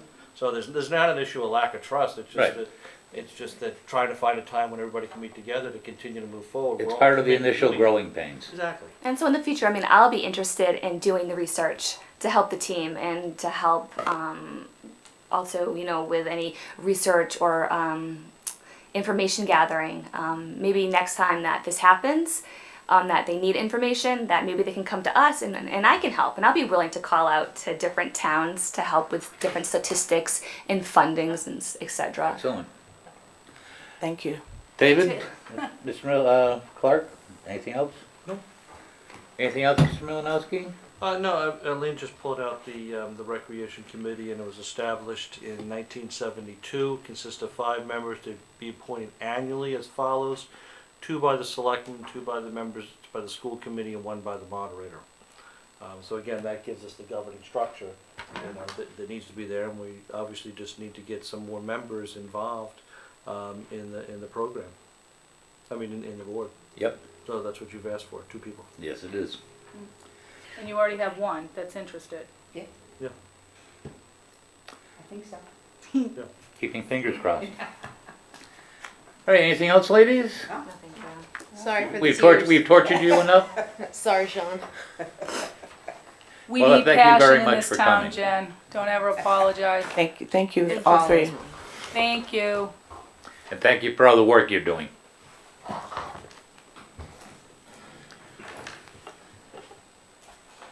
All right. Town administrator update time. Yes, Mr. Chairman, can I have our finance director come up and start to take over a couple of these items? The first is with the bond anticipation note for short-term borrowing for the accelerated repair project for the middle high school. All right. Just explain, you may explain what we're doing? Before she gets into the details again, this is to replace the boilers, the roof, and the windows at the middle high school. as well as a couple HVAC units, and what town meeting authorized too was to put in the water filtration system that's tied into the school. We have to, the project's underway, it's coming under budget. They've already started doing some preliminary construction and some mobilizing. Once school gets out, they're going to be going fast and furious. The point being is we're going to be having a significant spending in the tail end of June, and plus the design money that we have. So as part of that, which Meg will explain, we have to have that all resolved by the end of our fiscal year. That's why we're putting together a one-year bond to move this forward. What we intend to do is when that bond matures in a year, that would be after town meeting. We would then have a better understanding what we're going to be doing with, potentially with the police station, potentially with a COA/recreation facility, to then determine what we do for long-term borrowing. With that, Meg? So what we are, it's a short-term borrowing, a ban, and the amount that we have is $3 million. Town meeting authorized $5.43 million, but it will be reimbursed by MSBA. So the amount that the town technically will owe for the project is $2.7 million. However, there are some additional items that will need to be covered that aren't eligible for MSBA reimbursement. So the short-term borrowing is $3 million, and it will take us through the next year. So next year at this time, we will have to, we'll assess the market at that time, and either we would go for another ban in anticipation of doing a longer term borrowing for some other projects in town, or we would opt to do a long-term borrowing at this time next year. So we're waiting to see how the market looks at that particular time. Can I just interrupt for a second? One of the things you've already authorized us to do is during the actual fiscal year, you've authorized us to borrow from ourselves. So in essence, our stabilization fund is what we've been using to pay this, and that's the piece that we have to close out for the end of the fiscal year. What'll happen is once we start the next fiscal year, we'll come back to you again and say, okay, time out, can we borrow from ourselves again to allow us to use our own money until we're at a point where we have to go out and close that out or go to the long-term borrowing. Because we're not charging ourselves interest. Well, we do. It's interest, but it's minimal. It's much Yeah. less than you would if you were Than we borrowing would, through a bank. yeah. Okay. Right.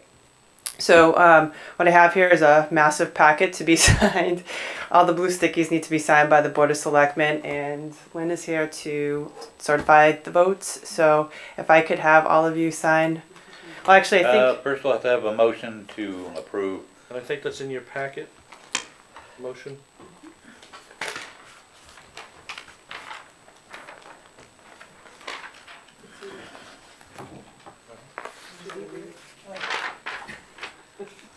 This whole thing? the first paragraph, you do not have to read the last paragraph, just the Middle. Sorry. That's all I can say. To approve the sale of a $3 million 2% general obligation bond anticipation notes of the town dated May 26, 2017 and payable May 25, 2018 to Oppenheimer and Company at par and accrued interest plus a premium of $24,851. Further, that in connection with the marketing and sale of the notes, the preparation and distribution of a notice of sale and preliminary official statement dated May 3rd, 2017, and a final official statement dated May 10th, 2017, each in such a form as may be approved by the town treasurer, be and hereby are ratified, confirmed, approved, and adopted. Further, that the town treasurer and the Board of Selectmen be and hereby are authorized to execute and deliver a significant event disclosure undertaking in compliance with SEC Rule 15C2-12 in such form as may be approved by bond counsel to the town, which undertaking shall be incorporated by reference in the notes for the benefit of the holders of the note from time to time.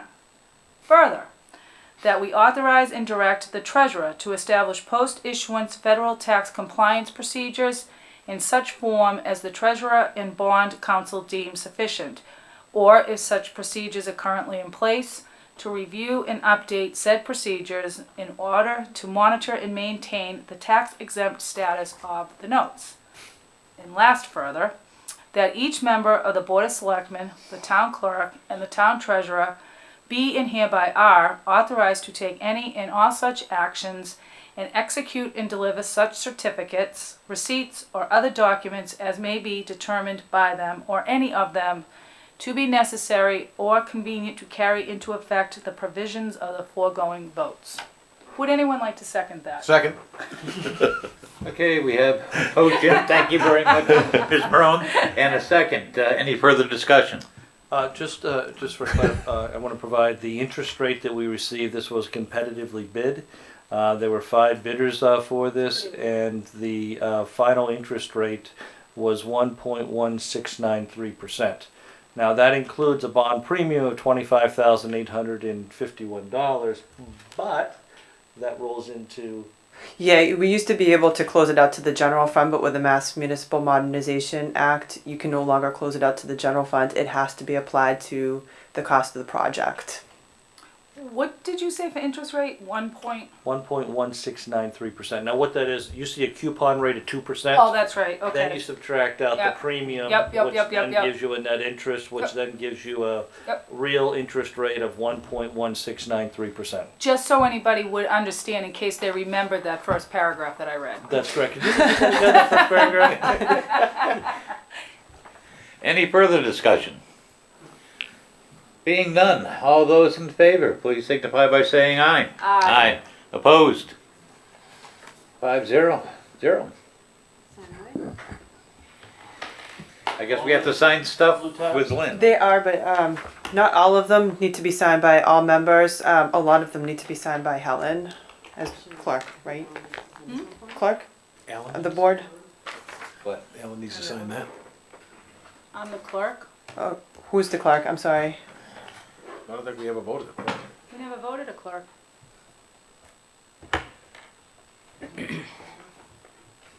Town clerk. No. There's other pages that say.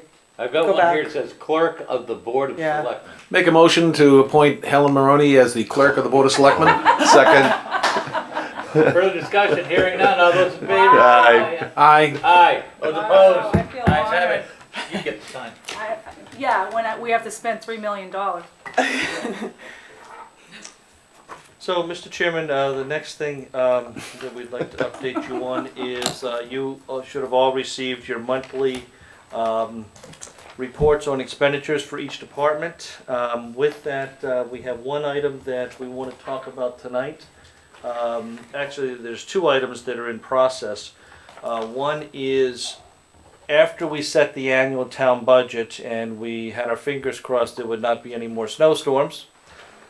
Mother Nature didn't cooperate. Alan didn't part the seas and keep us dry. And Remember, I'm in sales, not production. all right, fair enough. All right. So anyway, we had some additional snow plowing expenses. We have submitted a request to the Finance Committee to have them do that. Again, as part of our financial policies, we're supposed to pay all our bills this year versus push them off to the next year, which had been done in the past. So we've done that. The second item is we will be coming back to you at your June meeting. There's going to be a couple minor transfers that we have. We're not anticipating anything big, but for this one that we're going to talk about tonight. So Meg. This is something that generally needs to be addressed every year at the end of the fiscal year is veterans benefits. Just because that's something that's highly unpredictable. We don't know from month to month if there are going to be additions. So It was. So the amount that we are requesting for today is to transfer $32,000 from the retirement line to the veterans benefits line. And that is, and actually I have attached to the request an email from our veterans agent, and it's what he is projecting through the end of the fiscal year is what will be needed to keep the account whole. What does that represent? I'm sorry, Sarah. I was just going to move that we make that transfer on behalf of the veterans. I hear a motion, do I hear a second? Second. Discussion. Just very quickly, what does that represent? One new addition?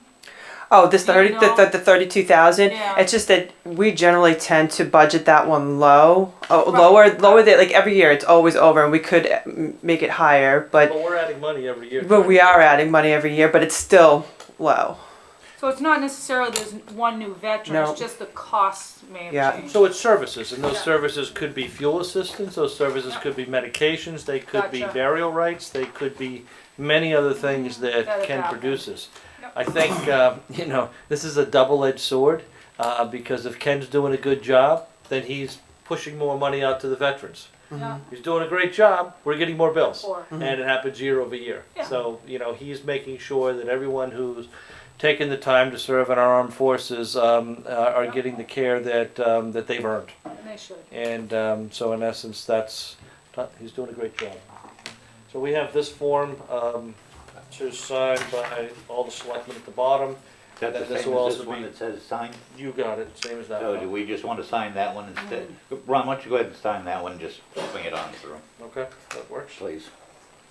It's the same year over year. You said, Michael, that it goes up year after year. So there's no way to catch it? I mean, I'm all for this. I think I it's think when, a couple years ago, we had a number that we were budgeting, I'm sorry, can I just grab this from you? And Meg, you may remember correctly, but I'm gonna say a couple years ago, we had like $150,000 budgeted. Yeah. And there was a huge number that needed to be done, and we have kind of been growing at $25,000-$30,000 a year, even though this year $30,000 is really not that bad compared to what it used to be. Yeah. Right. So I think I was don't know more what the interested number in is. trying to catch it than just being surprised by it. A budget being surprised is always. Well, we always do try every year in the budget to increase the line, but then as we're trying to balance the budget, that tends to be like, okay, well, we can't increase it that much this year, but in every year we try to do it a little bit more. Do we need to sign 2 copies of this or just one? Just one will be fine. Okay. Yeah, I don't have our annual budget, but I mean, I think we're at 230 or 240, if not more this year. So, we are trying to grow that. And, Yeah, and you did, I was just gonna give it to you. this really isn't a surprise because we don't know what it's going to be. Yeah, that's what he said when he asked for the budget. But no one's missing any services, nothing. No. like that. Never And happened. I'm So it's all much for like that. what we're doing I with the just- snow plow, with the snow removal budget, where we're Trying increasing to that each increase year it, yeah. to try to cut the overage down. It's just on when you're It's a great responsible. analogy, and to some extent, it's a variable number that is similar to weather. Yeah, I get it. Yeah. Ranges show. But again, I want you to be sure that no one's missing any services or anything like that. Yep, that's the key. This is more Was there one financial housekeeping that we're just doing now, and we're doing it a month ahead of time. Darn. I get it. Anything else from the Sorry, board on this I'm one? letting Ron know all the pages that he's missed. If you hear me talking, sorry. Okay, anything else, Meg? On this topic? On this topic, no. Okay. In that case, why don't we are we ready for the update and potential appointment of a new treasurer collector? Where are we standing with that? Yeah, let me just give a little precursor and then have Meg jump in here. We've been aggressively advertising for the position, and with that, there was a review for the first round of interviews, and with that, Elaine, our HR coordinator / assistant town administrator, our finance director, and also our consultant that we've hired to assist us in the treasurer collector's office were part of that initial review. And with that, how many interviews did you have initially? We had 5.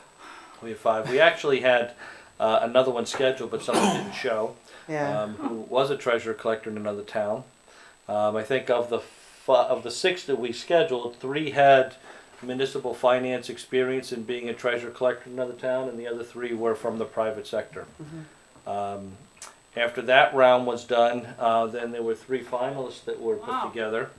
Out of that 3 finalists, Meg and I did the second round of interviews, and of those 3 finalists, 1 dropped out, which had municipal finance experience, and now we're down to 2 people from the private sector that we're in the process of just digging a little bit deeper into, and doing some background checks on those people. And jump in at any time and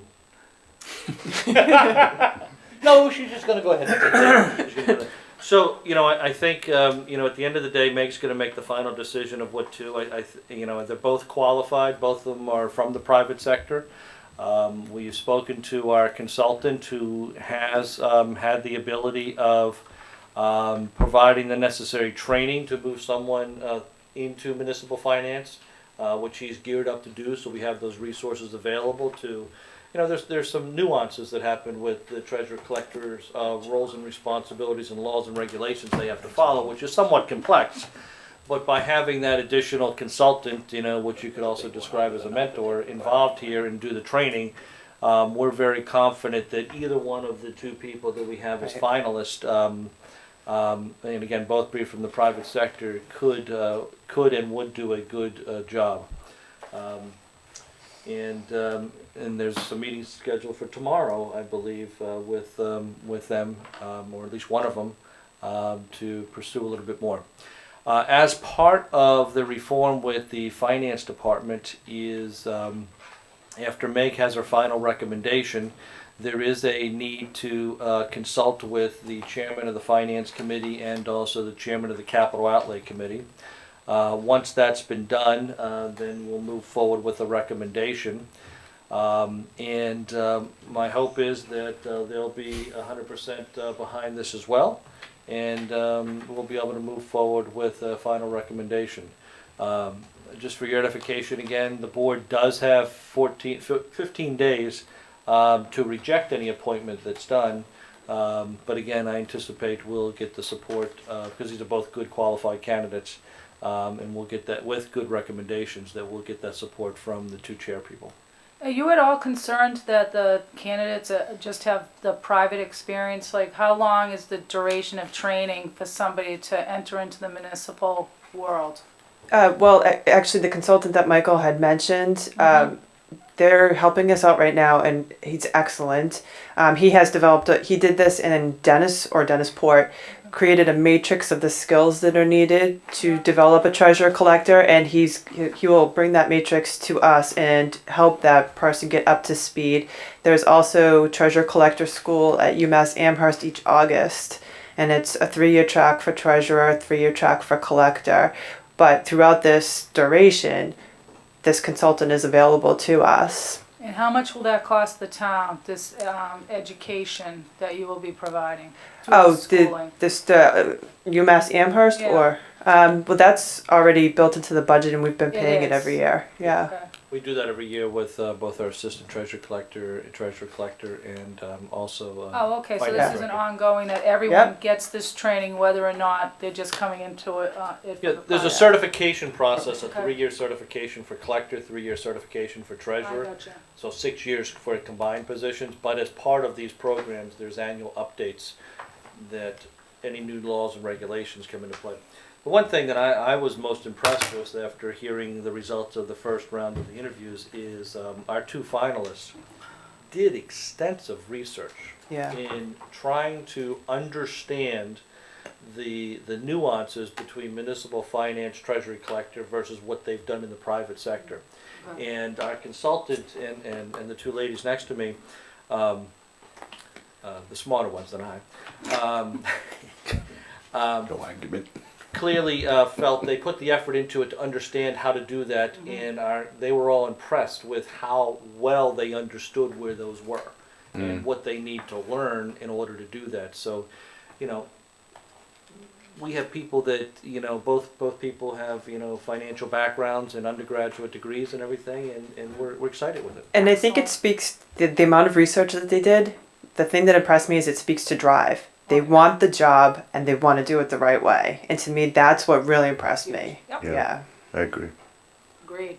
So would you be doing a hiring probably sometime within the next 2 weeks? I anticipate that we would like to move forward. Again, we've got a meeting tomorrow, then it's a matter of coordinating with the two chair people. Hopefully we can do that later this week. And we could have a recommendation and an appointment, so to speak, by the end of this week. So that would be more than the 15 days allowed for us to overrule a hire, if we were to do that, will pass by the time we have our next meeting. That would be correct. How do you want to handle that? I mean, I fully anticipate we're going to go, we trust you guys completely, but, technically we have to have that available to us. How do we get around that? So once we have the final recommendation, and again, we will provide back feedback we have from the chairman of the Finance Committee and the Capital Outlay Committee. We'll forward the resumes, the final resume to you with the recommendation of the two chair people. And again, the 15 days period is an opportunity for you to reject. So if you all of a sudden get a response back that the two chairmen disagree with our response, well, then that raises red flags, and then you say, okay, we want to understand this more. We may want to reject. But I would also argue that we've done many appointments, and we do them in collaboration with them. And if they're behind this, and we give you the notice, and you don't see anything that's alarming in the resume we give you, then there's no need to meet, because the approval goes forward unless you meet to vote on that rejection. Mr. Chairman? Yep. Yeah, I'd suggest that members of the board, after reviewing the information when it's applied to us, if we have concerns, would go to you and ask you to call a special meeting for that purpose if we felt it was necessary. Making that a form of a motion? Sure. I hear a motion. Do I hear a second? Second. Any further discussion? Those in favor, say aye. Aye. Opposed? So be it. So if I find something that really bothers me, we'll have a meeting, but I'm not really anticipating it, but at least the mechanism is there. Exactly. All right, we're now at the point where, remember at the beginning of the meeting, we would invoke the 48-hour rule. This is for making the Carver School Committee members special municipal employees. A little background, one of the people that ran for school committee, Stephanie, ran for school committee. She does work in our finance department. She had some concerns. I know she talked to Lynn. She also, and you can correct me if I miss any of this stuff, talked to the State Ethics Board about this, because in this basically State Ethics Board said because she is a municipal employee, she cannot also be on the school committee because they receive a stipend. That's the kicker right there. So basically what the ethics committee said is basically if you get this position, you're either going to have the Board of Selectmen go ahead and create the school committee as special municipal employees. We can't do it just for one person. It is everybody that's on that committee has to be named a special municipal employee. Or then if we do not approve that, then she'll have to decide whether she wants to stay with the school committee or the retainer part-time job. But that's a decision that'll be up to her, Stephanie, depending on how our vote goes, our discussions go tonight. Basically, we've had rulings from the ethics committee, the town side legal, and the school department's legal. Everybody agreed that basically, it has, for this to happen, we have to make the entire school committee special municipal employees. It's not just, you can't do it for just one individual. It has to be everybody that's in that same category of employee. So that's where we stand. The school committee did meet last night and had a full discussion on it. The final vote was 4-0-1. Stephanie was not allowed to go ahead and vote in that because it directly impacted her. So basically it was a unanimous vote.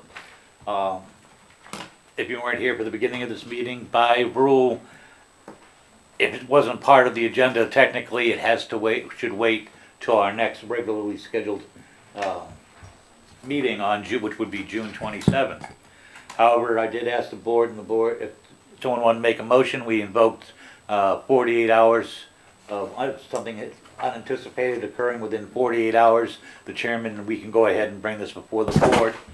Now, there is a time frame on this. You may ask, why are you even worrying about it now? Because this is the first you're all hearing about it. Once Stephanie took the oath of office, the Ethics Commission started a 30-day clock.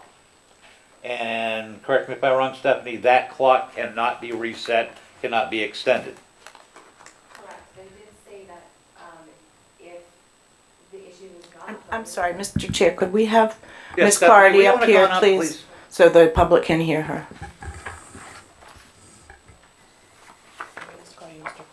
I don't know. Sorry, I I'm sorry, apologize. did you say something? Hello. Identify Yes. yourself for the record. Stephanie Clardy, 26 Russell Trufant Road.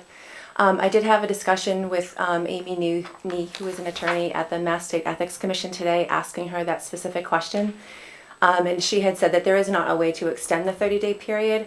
However, that if it was not voted on this evening and if it was pushed to a future date, where I have been diligently trying to resolve this since I was first made aware of it in March, that they would see that I am actively involved in trying to come to a resolution, and it wouldn't be something that they would take immediate action on. And that's consistent with what I've heard. You know, and again, this is a state ethics law that you cannot hold more than one paying position in a town. And if you do, then that's a violation.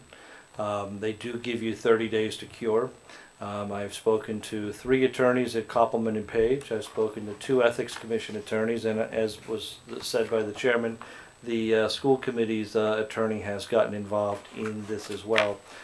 So if there was a delay and there was efforts to resolve this, then they would, in essence, you know, again, not enforce it or grant an extension, so to speak.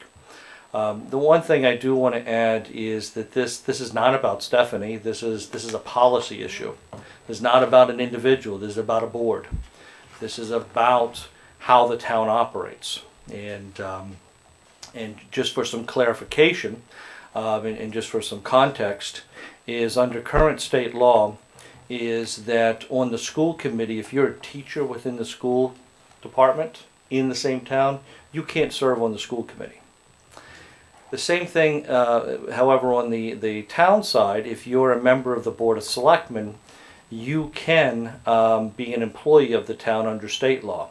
However, several years ago, through some recommendations by the Department of Revenue, the town of Carver passed a bylaw that said that if you're a town employee, you cannot be on the Board of Selectmen. You have to choose one or the other. You can't be doing both. So in essence, what is being requested from the school committee, again, this is not about an individual, so we don't want to be talking about an individual.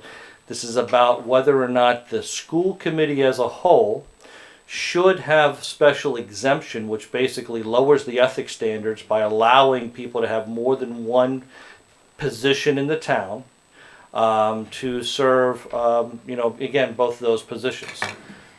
So that's the background. That's what the town has done recently for the Board of Selectmen. So what's been punted back to us from the school committee is it's a selectman's decision. It's your pure decision. You don't have to do this. You can vote in positive. You can vote negative. It's your call as to whether or not you think this policy change, where you're lowering the ethics standards to allow someone to have 2 positions, is acceptable for the town of Carver. What I'd like to do is that, again, as I mentioned, we've talked to 3 attorneys from our town council, 2 from the State Ethics Commission, and 1 from the school committee, is the finance director and I have been spending a lot of time on this. We've actually met with all the parties involved, and everyone agreed that there is a conflict based from a financial standpoint. With that, I'd like to have Meg kind of provide her view on this as to what some of the problems that she would see in having this happen go forward with. Again, Mr. Chair? Go ahead. I would just like to correct something there. I don't think it lowers the ethics standards of the school committee. The state ethics law, the conflict of interest law, allows people to hold 2 positions at the same time. You can be a selectman and a conservation agent, for example. We have a town bylaw that says you can't now. But in terms of the state ethics law, you can be an employee and hold an elected position. And it's not lowering the elected position standards. Just a second. It's because they won't allow her, as I understand, or any school committee member or elected person to make that choice about the payment. And so what it's doing is we're calling the whole school committee special town employees. There are other special town employees in town. They all have the same ethics standard as all the rest of us. That's my... See, I would respectfully disagree because I think it does lower that, and I think the context is that you are correct that under state law, someone can be a member of the Board of Selectmen and also a town employee. However, the town of Carver says no. We want to raise the bar, we want to be more strict and say, no, you can't do both. So the town raised the bar to make that more strict. Under the current regulations, again, if you have two paid positions, that is not allowed under the state ethics law. Right, So you what have you to have choose. to do is you have to lower the bar. No, you have to choose to which allow one you're for going the to special do. municipal employee to have both, In both parties. this particular case, it's because it's a school committee. That's the No, difference. it would be actually, it would be any other paid position. No, any other paid position, you have to choose which salary you're going to take. That's what the state ethics law says. I respectfully disagree. And according to Amy Nee, it does not lower the ethical standards of the school committee at all by granting this. What it does is it allows municipal employees to have more flexibility to serve on committees within their community. And they don't see it in that opinion. They don't see the conflicts. I went over in great detail what exactly my job responsibilities are as a finance department assistant and what my responsibilities would be as a school committee member. And they did not see any conflicts of interest or any areas that they felt would lower ethics standards for anyone. If I, after having several conversations about this and having read the handbook to become a Carver school committee member, I do not see where there are any conflicts based on my role as a municipal employee for the town of Carver and as my role as a Carver school committee member. I have been as transparent as possible in describing what my role is and expressing these concerns to the Mass State Ethics Commission since March.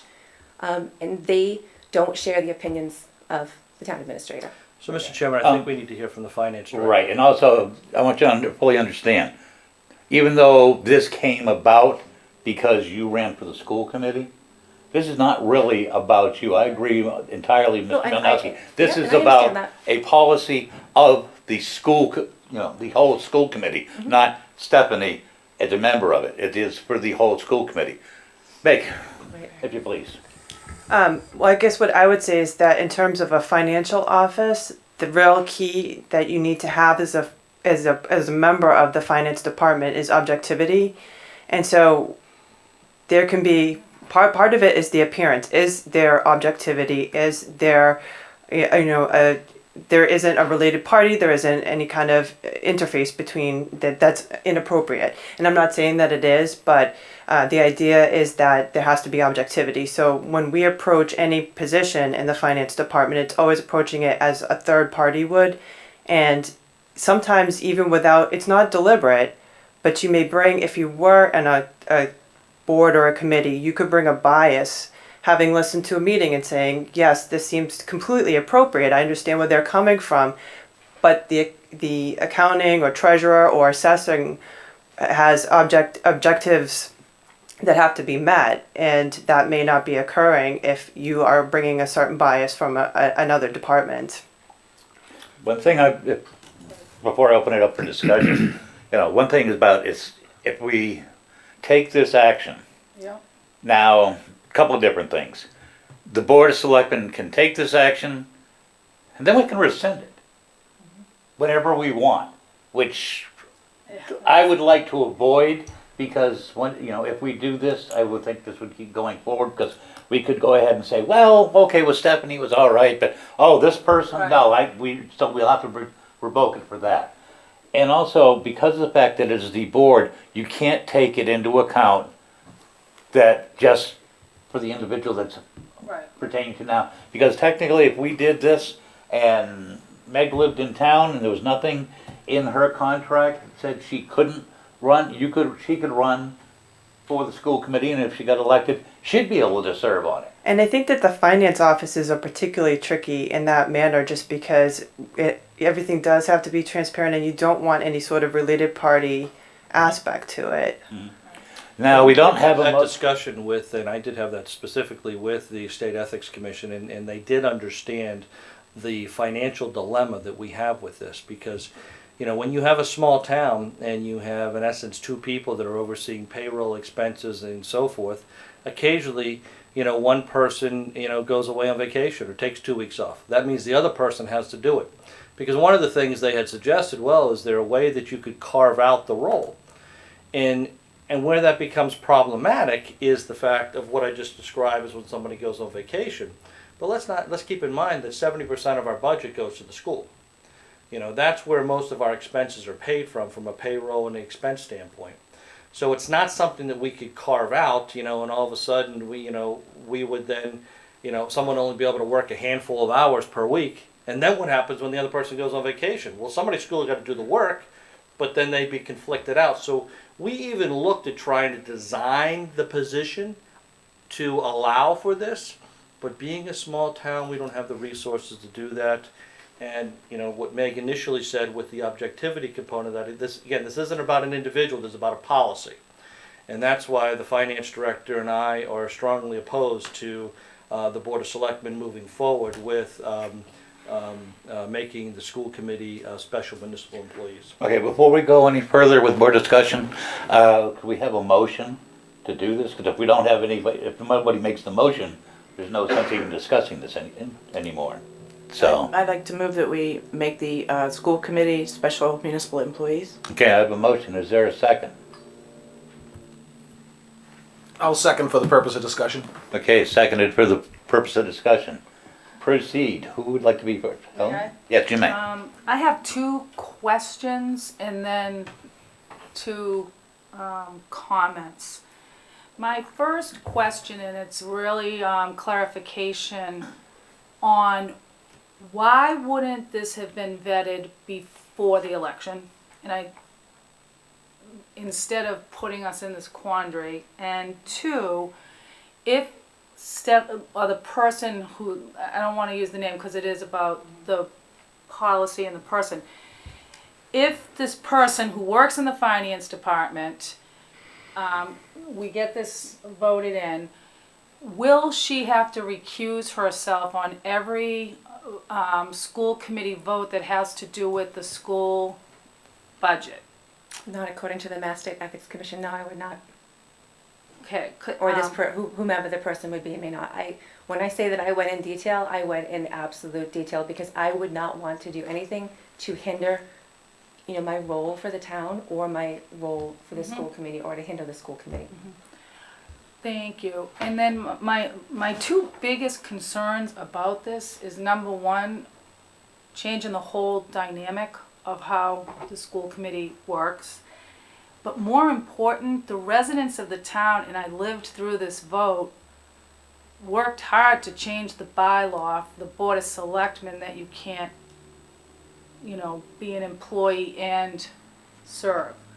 So I feel like personally I would be going against what the town is striving to get to by doing this.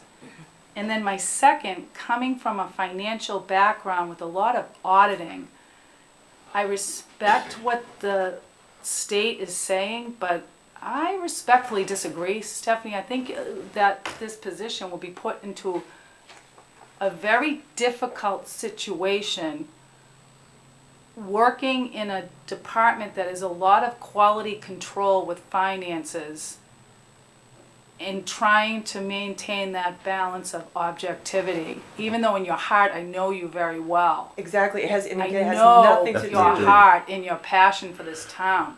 But I think as you become involved with the school committee, you can't help but, I think it would be very difficult. And I know that working in a finance accounting department, anywhere, whether you're a private organization or a municipality, usually they try to keep those people totally aside. I mean, even in the lending world, when we have underwriters who are making decisions, they can't have anything to do with the financial obligations at all. Which I understand and I respect. I am a finance department assistant. I have absolutely no authority over how any of the money is spent, over who is paid. That is all decided by department heads. All of the bills and the payroll are processed at the central business office for the school. I have no authority to change any of that in the system. I don't have access to make those decisions or to make those changes. And you do know me and you know how strongly I feel about the town, which is why I feel that I wouldn't have an issue being objective. I don't feel I would have an issue in making the right call. And if there was something I felt that was, troubling about either a town bill or a school bill, I would ask Meg or whomever I should approach. But we have, Stephanie, and this is me speaking, I'm thinking of the bigger picture again. Right, I'm which putting I Stephanie understand. aside. I'm putting Stephanie aside. I'm not looking at Stephanie Clardy that I know very well. I'm looking at it as a person that is sitting in that position. So. But we also have to remember that the voters may have voted in that bylaw, but they also voted for Stephanie. And presumably you told them that you were a town employee when you were running. I did. So they apparently had no problem with that. That bylaw doesn't cover anything except the Board of Selectmen. And the Ethics Commission wouldn't even be looking at this if I hadn't raised the issue myself to find out if there was a conflict, because I did ask before I pulled papers. I was told there were not any conflicts. Had there been, then perhaps I would have made a different decision at that point. In defense of the statement and for the town, unless you are very active and really on top of it, I guarantee that a lot of people who voted for Stephanie did not know that she was an employee of the town. I don't think it's for Can I us. move- can we move just- on? I It's not for us to second guess the voters. This isn't about Stephanie. All right, this This is is not about. not about Stephanie, Yeah, though. let's- This is about- let's This step- is about the voters, the residents, the policy is the huge thing, and we are making a decision for an entire board, Yeah. for Maybe one We exception. can go on to Mr. Robertson. Are you done? Absolutely. Okay, I want to make sure. No, I am. But I know Dave's been over there. I wanted to reiterate that it's not about you at all. It is. I've talked to many people. It's not this issue. This subject has nothing to do with you. People voting for you, not voting for you, lowering the bar, raising the bar. This is the policy, and we have to live within that policy. We could change it, but I think we'd be opening up a can of worms at that particular time. I've read some very historical, ugly times where things like that. I just feel right now it just wouldn't be the right time to open up more discussion in something that doesn't need to be. It's just my opinion stuff. And again, I wanted to say this has nothing to do with you voting for you, not voting for you, a bar or anything. This is just, I just feel like this is a great policy and it should stay. It's just my opinion. Sarah, you first, then Ron, or Ron I first? just wanted to ask Dave, what policy are you referring to? The policy that says that the school committee and all members can't have 2 jobs. That's not a town policy. No, it's State law. It's state law. State law says they can have 2 jobs if they don't accept, they have to take one pay. So why are we even here? Because in this particular case, that's my understanding, this particular case revolves around it having to do with the school committee. Right. It's not about an employee. You can only accept one salary. That's how the conflict of interest law is. But right, and currently, it would be a change in policy to go ahead and make the school what I'm committee. saying. Exactly. Right, exactly. Mr. Clark, you look very thoughtful over there. I really had hoped the school committee would deal with this. Yeah. Thank you. And I was there last night, and I thought that I was hoping the same thing. I mean, if I was sitting in Stephanie's place, as much as we all have repeated over and over, it has nothing to do with Stephanie, I'd have a hard time feeling it didn't have something to do with Stephanie. It doesn't. But if I were the object of the discussion, I'd have a hard time separating it. I talked with Stephanie last week about this, and I think that what I said at the time was, it never occurred to me. I actually was in a position where I was encouraging Stephanie to run for this office, and we spoke, I think, on the day that she pulled papers. And I thought it would be a great fit. And it never once occurred to me that there could be a conflict of interest. And but I can say in all honesty that if 3 months ago someone had said to me, is it a good idea if someone that works in the finance department at the town hall get on the school committee, I would have said, no, that sounds like it's not in the spirit of what we did with the Board of Selectmen. It sounds like it would be outside the spirit, even though it wouldn't be outside the law if we did make the adjustment. So, and I know that would have been my honest opinion at the time. And then when I consider that, we're coming off a school year in which there were some major budgetary errors that they have striven over the last year to try to overcome. When I look at where we've been with the school department over the last couple of years and the striving to get transparency back, I think we showed the school building committee what transparency does. We've talked about transparency tonight in other quarters. And I think this whole idea of transparency and avoiding any potential conflict of interest is paramount to us continuing to do our job as straightforward as possible.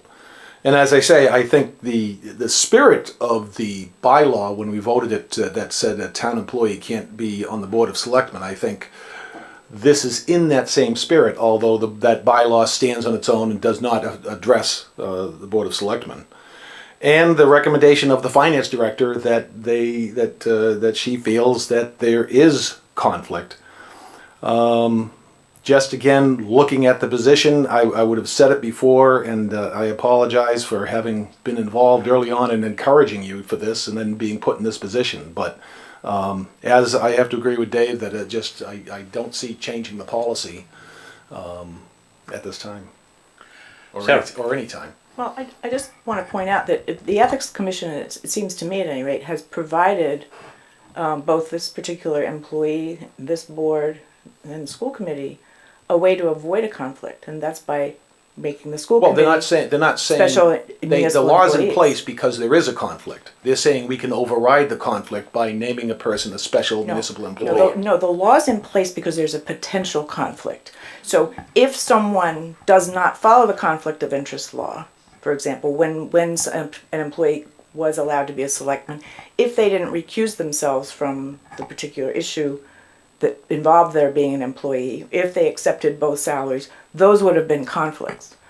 It doesn't presuppose there's a conflict. It's if you don't follow what the conflict of interest law says you I don't should know do. that it contemplates every circumstance of a conflict. Can I just read the statute here because I think there's some misunderstanding. It's Section 20 of 268A.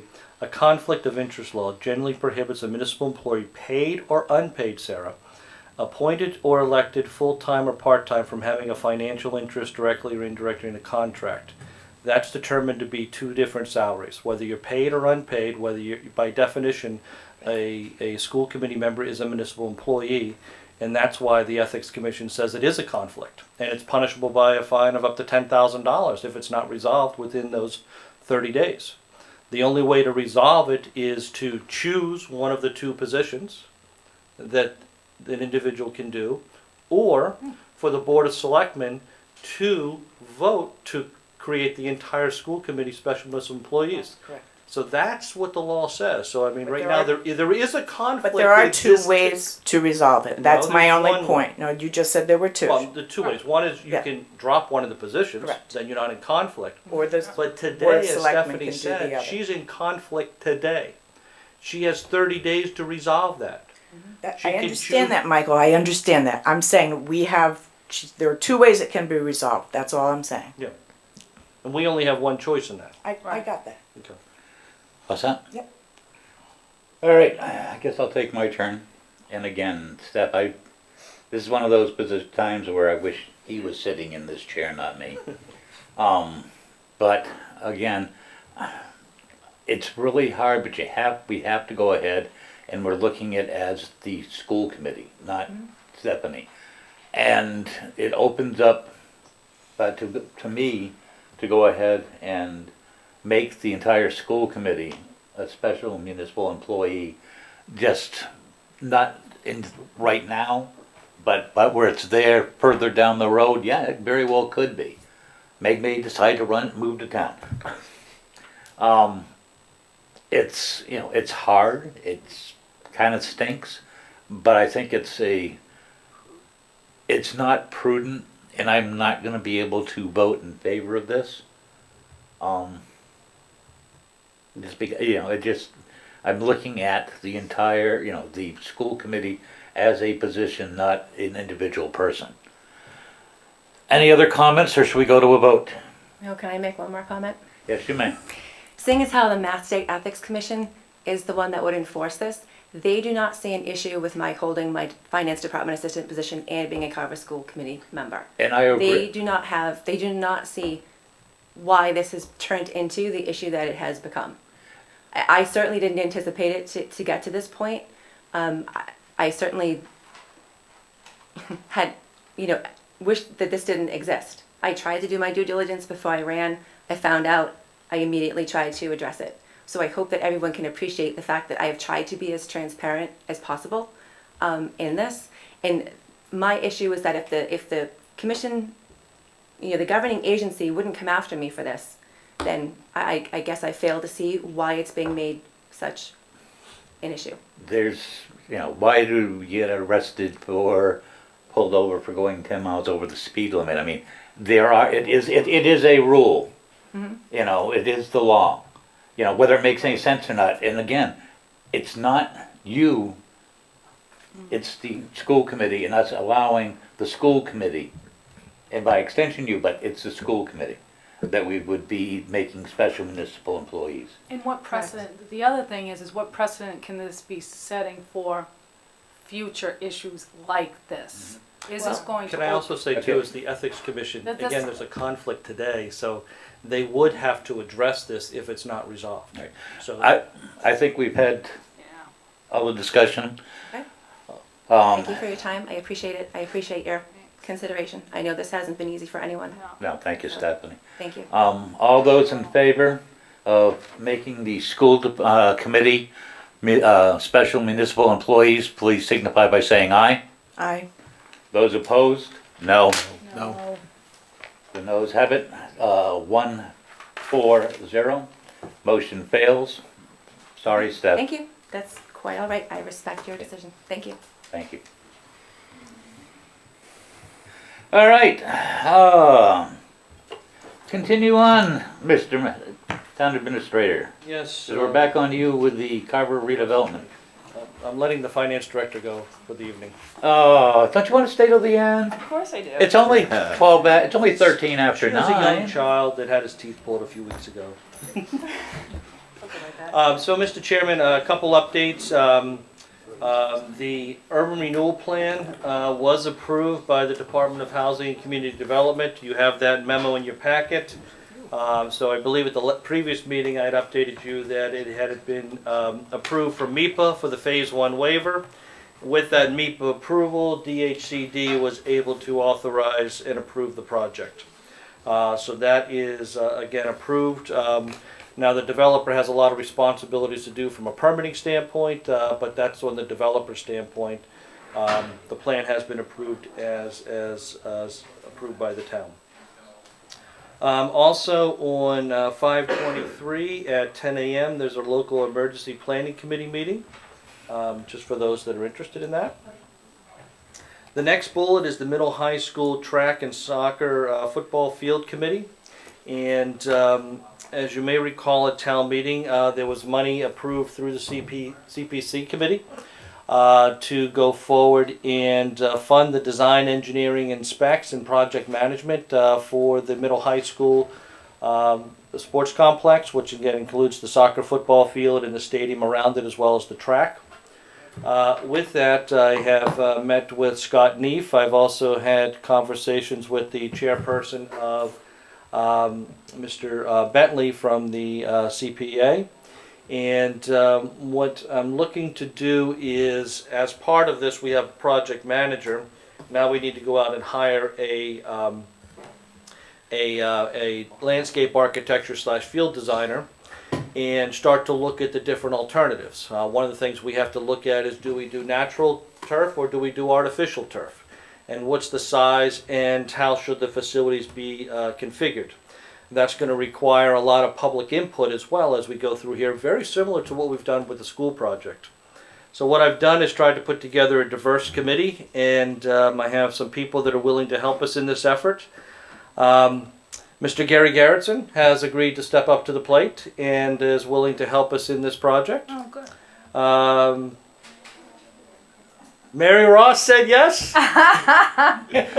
Mary is on the CPC, and she's also on the Recreation Committee, as you know, so she's agreed to be part of it. And Andrew Sadawada, who's on the school committee, who has some direct involvement with some of the youth programs, has agreed to be on it as well. And then it'll be Scott Neef and myself. So that'll be the 5 members of the committee. Mike Schultz will be involved, plus many others will be involved in providing input, but it'll be that group as kind of the steering committee to work it through the process. And again, as part of this, we need to do some due diligence and then have several public forums on what the different alternatives are and get that feedback as it goes forward. But I believe that's a nice group of diverse people that can help move this forward, again, very similar to the schools. Do we need to take a vote to officially make this committee? If you'd like to, go right ahead. So moved. Second. Third. Okay, motion made, seconded, third. Any further discussion? Seeing none. All those in favor of the committee as stated by Bless you. the town administrator, please signify by saying aye. Aye. Opposed? 5-0-0. The next thing I have is just an update. We have several departments looking at their fee schedule. We're planning on bringing together a fee schedule recommendations to the board at your June meeting. I know the Board of Health has been going through theirs and realized that some of their fees aren't covering the cost of consultants and work they have to do to make some of these permits. As well as, I just want to put this out there as well, also that the Carver, Marion, Wareham Regional Refuse Disposal group is going to be disbanding in the future. As part of that, they're also running out of space where they've accepted CMAS material coming in, which they got a tipping fee that would, in essence, offset the cost to the 3 towns. Since that revenue is not coming in, they're now going to start billing the towns for disposal. I met with the other 2 town administrators responsible for this before their annual town meetings, and we're going to meet when theirs are done, because we found some other issues in the program that we want to take a look at, such as it appears there may be other private companies that may do some pickup in hypothetically Carver, but they also may do some pickup in I'll pick a town, Plymouth or Plimpton. And when the truck drives over there, if they just say they're from Carver, then they get to dump it for free. So sometimes there's not a direct correlation. That's what's happening. So they're trying to work on that. My point being is why this is tied into fees is that this is something the board's going to have to look at, and we are going to have to start to, pass some of those new costs on to the users. So we're going to have to look at that disposal fee as well as we go forward. So again, that's not going to be ready for June, but I just wanted to share that new information with you, that that's something that's coming down the pipeline that we will have to address. With that, I believe that covers my updates, Mr. Chairman. Okay, excuse me, Mr. Belvin, could you do me a favor? Could you ask the folks down there to either move further down the hall, or because, they are kind of disrupting?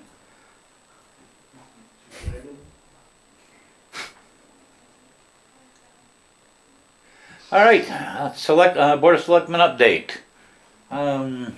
Sarah. Thank you. I just wanted to remind everyone of the Memorial Day Parade, Monday, May 29th, and I believe they step off at 9? 9:30. Warm up is 9. Thank you. In front of the Veterans of All Wars Memorial Hall, right here on Main Street. If you have not been to the parade, it's a very solemn and wonderful occasion, and I highly recommend it. That's it. That it?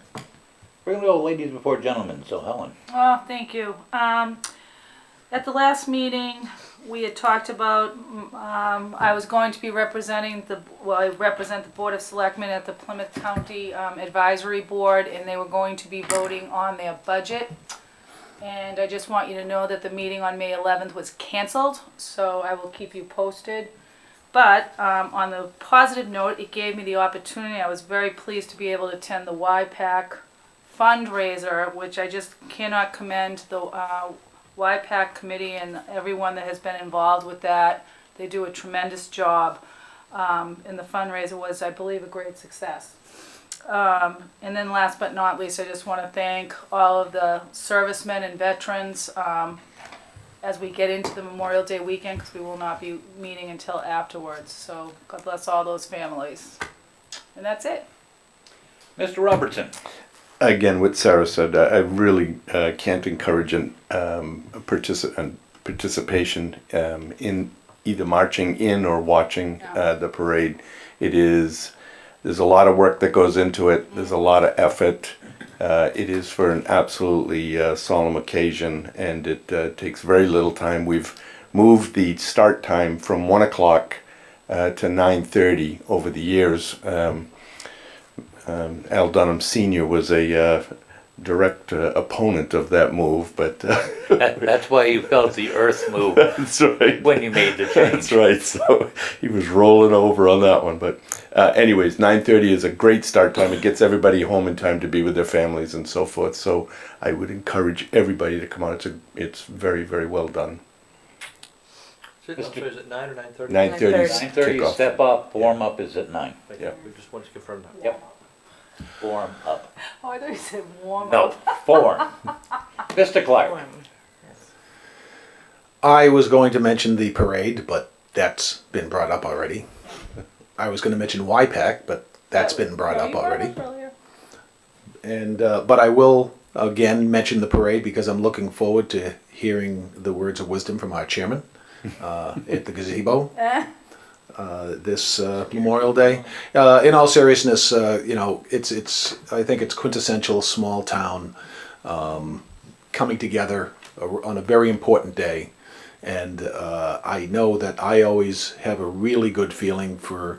So often some of these holidays come and go, and I don't know that we often take the time to reflect on what the true meaning of them is. And Memorial Day of all days is one of those days where we should. And I think coming out for the parade, either participating or watching, helps go a long way towards, the ceremony at the cemetery is very, very moving. So, and for YPAC, just one thing that came out at the gala is they're looking to grow the program. They've got a waiting list now. They need more help. And so I would just mention to folks out there that might have an interest. Basically, it takes place after schools. I think 2:30 to 4:30. 2:05 to 6 p.m. 2:05 to 6 p.m. Thank you. And so they're looking for people, and your job is not necessarily to teach as much as just to oversee. Usually there's someone running a program, but they do need assistance, because you've got a lot of kids that are participating, and they're just looking for people to help out. And it's I know the people that have been involved before found it very rewarding. And I think that's basically what I'll stop at. You're sure? Yes. I'll let you go on. No, I appreciate it. Okay. As Mr. Johnson said at the beginning of the meeting during public participation, Sportsman's Club fundraiser breakfast this Saturday, 7:30 to 11 a.m. at the Sportsman's Club. $7 is, you're not going to go anywhere else out to eat for breakfast and only spend $7 and get the quality and the amount of food you get there. It's really a good time, and you get to see some of your neighbors you may not see as often.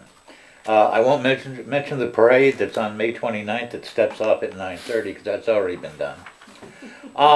If you remember Connor Skinner, he's an Eagle Scout that came before the board.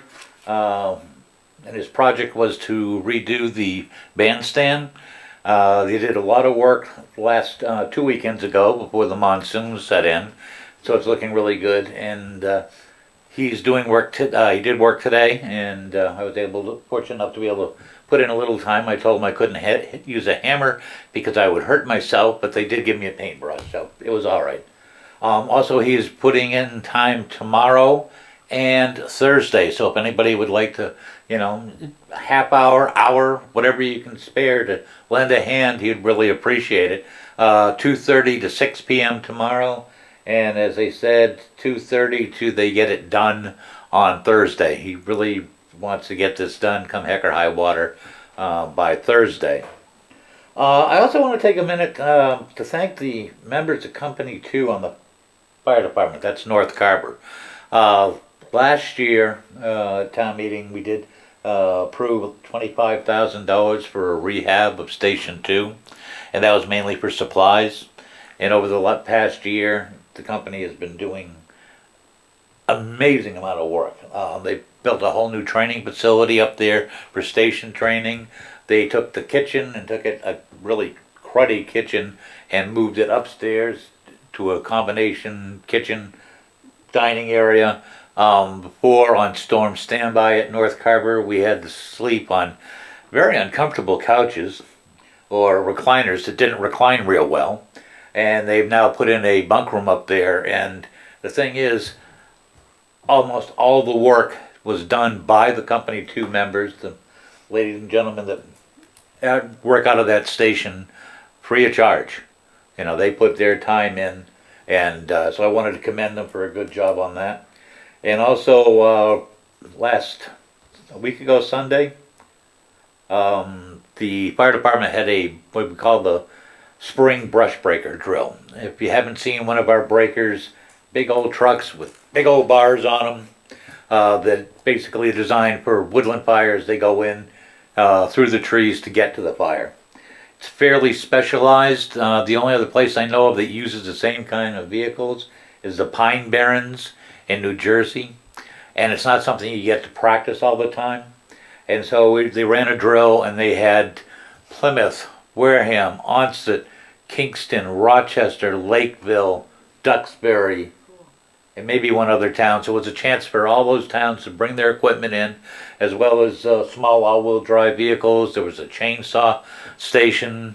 They got to see the county spotter plane 1-0. And Deputy Germain really puts that together, and he pulls it off with the help and the energies of all the line officers in the Carver Fire Department. So I wanted just to thank Deputy Germain and the officers of the fire department, because this is something that, God forbid we ever get something really cranking in Miles Standish or on the edge of Miles Standish, they need to know how to use that equipment. And that's it for me. So, huh? Can I mention one thing? Yes, you may. Thank you so much. I just want to know if we could put Doug's Auto Repair on Wenham Road back on the agenda to see what we could have for next steps, because Yeah, it's looking kind of cruddy again, isn't that property was really cleaned out for a short period of time, but now it's worse than it ever has been. Now there's boats that looks like it was chopped in half is out there, and more trucks again. So I don't know if we should. I would like to see it put back on the agenda to see what we can do. It's time to give them the same treatment as 92 North Main Street. Yeah. Yes. Would you just talk to Elaine after, just so you can tell her what you saw? Yeah. Yeah, that's fine. We'll do that. Oh, there she is. Thank you. Okay, anything else? All right, we'll start off is the appointment of James Phillip to the Cultural Council. So moved. Second. You want to say anything, Jim?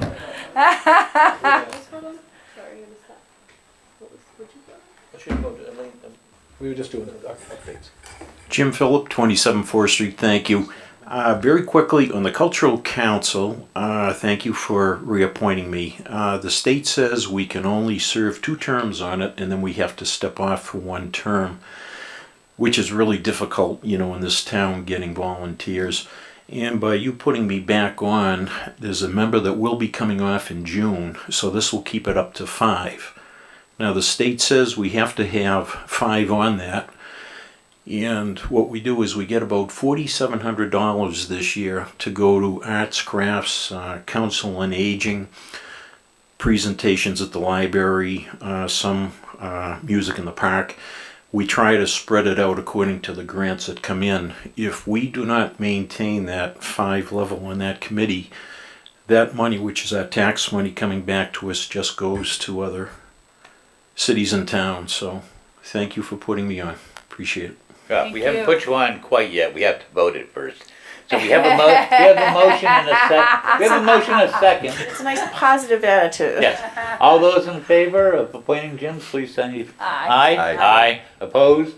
You got it unanimous. I already thank you. Okay. Thank you. Thank you. Mr. Chairman, could I suggest that when it's feasible in the future, that when we have appointments like this, that we could move them earlier in the agenda? Not that we don't hold a riveting program here. Well, normally I can get these through these meetings faster than I have been, but we've been a little held up today. I'm just suggesting that maybe they could be scheduled earlier, and then they always have the option of staying for the balance of the meeting. I think that's something we can endeavor to do. Thank you. All right, Chapter 61A, first right of refusal, Great Meadow Drive. Somebody else is probably wishing we moved an item up. Yeah. Good evening, Mr. Chairman and members of the board. My name is Rich Serkey. I'm an attorney in Plymouth, and I represent Steve and Pauline Ward. Steve is here behind me. Steve and Pauline have under agreement a parcel of land off the westerly side of Great Meadow Drive and off the northerly side of Purchase Street, on which a solar array sits. And as part of my title search in their behalf, I learned that although notice had been given to the town in 2012 of the intention to convert the use of this property from Chapter 61A to commercial use, the waiver by the town was not recorded. Whether it was signed and misplaced, I don't know. But I can tell you that the rollback tax was paid because there's a partial release from the Board of Assessors on record. So, as part of my due diligence in behalf of the wards, I contacted the town administrator and sent to him a proposed declination just in order to clean up the record and eliminate the issue of the absence of a waiver. And I just happen to have an extra copy with me tonight. Oh, that maybe we can. Does somebody want to see? I mean, it's in our packet. Do we need to see another copy? I'll make a motion to approve the waiver. Second. It's been made first. Motion made and seconded. Any further discussion? All those in favor say aye. Aye. Opposed? Thank you very much, and Sorry it took so long to get to you, sir. Hello to the many members whom I know personally. Hello, Mr. Thurkey. Good, you signed. I'll be the notary. Why am I always last? You'll have to take that up with Elaine. It's alphabetical. No, it's not. Okay, moving on. The item is actually Will Sinclair requests support for DHCD's appointment on the RDA, along with we got received notification of a resignation of Charles Belay Jr. from the RDA, and discussion on filling Charles Belay's term until the next election at the June meeting. And I was going to let the town administrator kind of give a little update of an idea. Can I just mention something? Sure. I do agree with Bob Belbin that I think this should be tabled until this is my own opinion, that until We're not proposing anything tonight, just background. so we don't have to vote on it. No votes tonight. Okay, cool. No votes. All right. So there's really not going to be that much discussion either. Okay, good. I just, As long as you don't talk.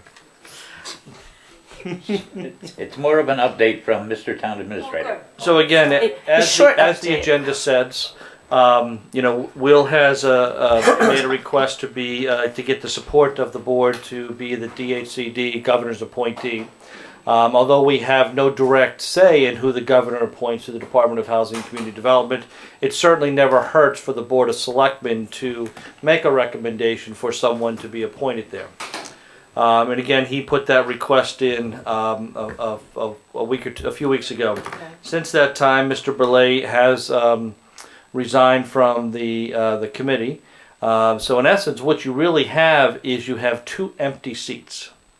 You have 1 seat, again, that the governor appoints for a 5-year term, and then you have the rest of Mr. Burley's seat, which is good until, as you saw in the letter from the town clerk, until the next annual election. So, you're looking at about a 10-month period in there. And then they'd have to run again for a 1-year commitment to that term, because that Correct. term's got another full, a year and 10 months to go. Right.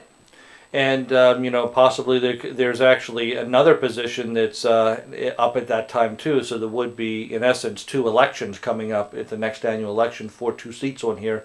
And if someone decides to rerun, then they would be rerunning. But there are going to be 2 seats open, one for 1 year and one for 5 years when it comes up next year. So that all being said, what I'm going to suggest here is you have several options, again, with 2 seats.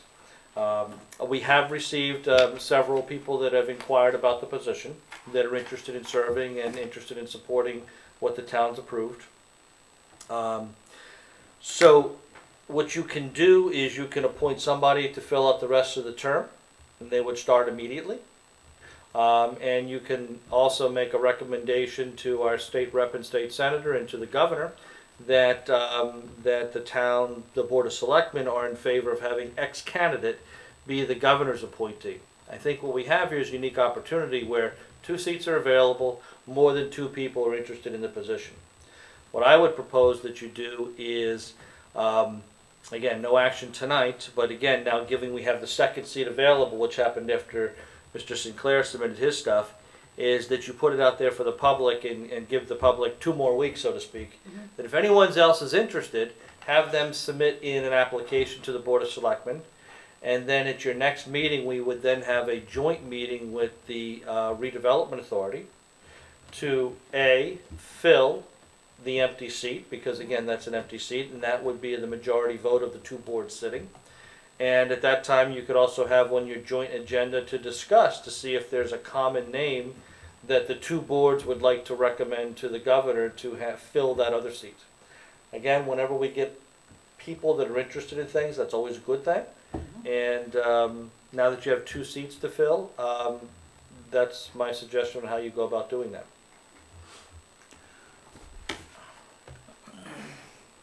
Comments from the board? No, I think that the appointment needs to be, is only done jointly. It takes a combined vote of the 2, so. Right. Well, to fill the empty seat. To fill the empty Technically, seat. for the governor, to recommend to the governor, we could do that by ourselves. The governor but I makes think that appointment, that's just a recommendation. But I think it's better to go ahead and come up with somebody with both the RDA and us talking it out together to come up with a nice consensus person to submit to the governor. Yep.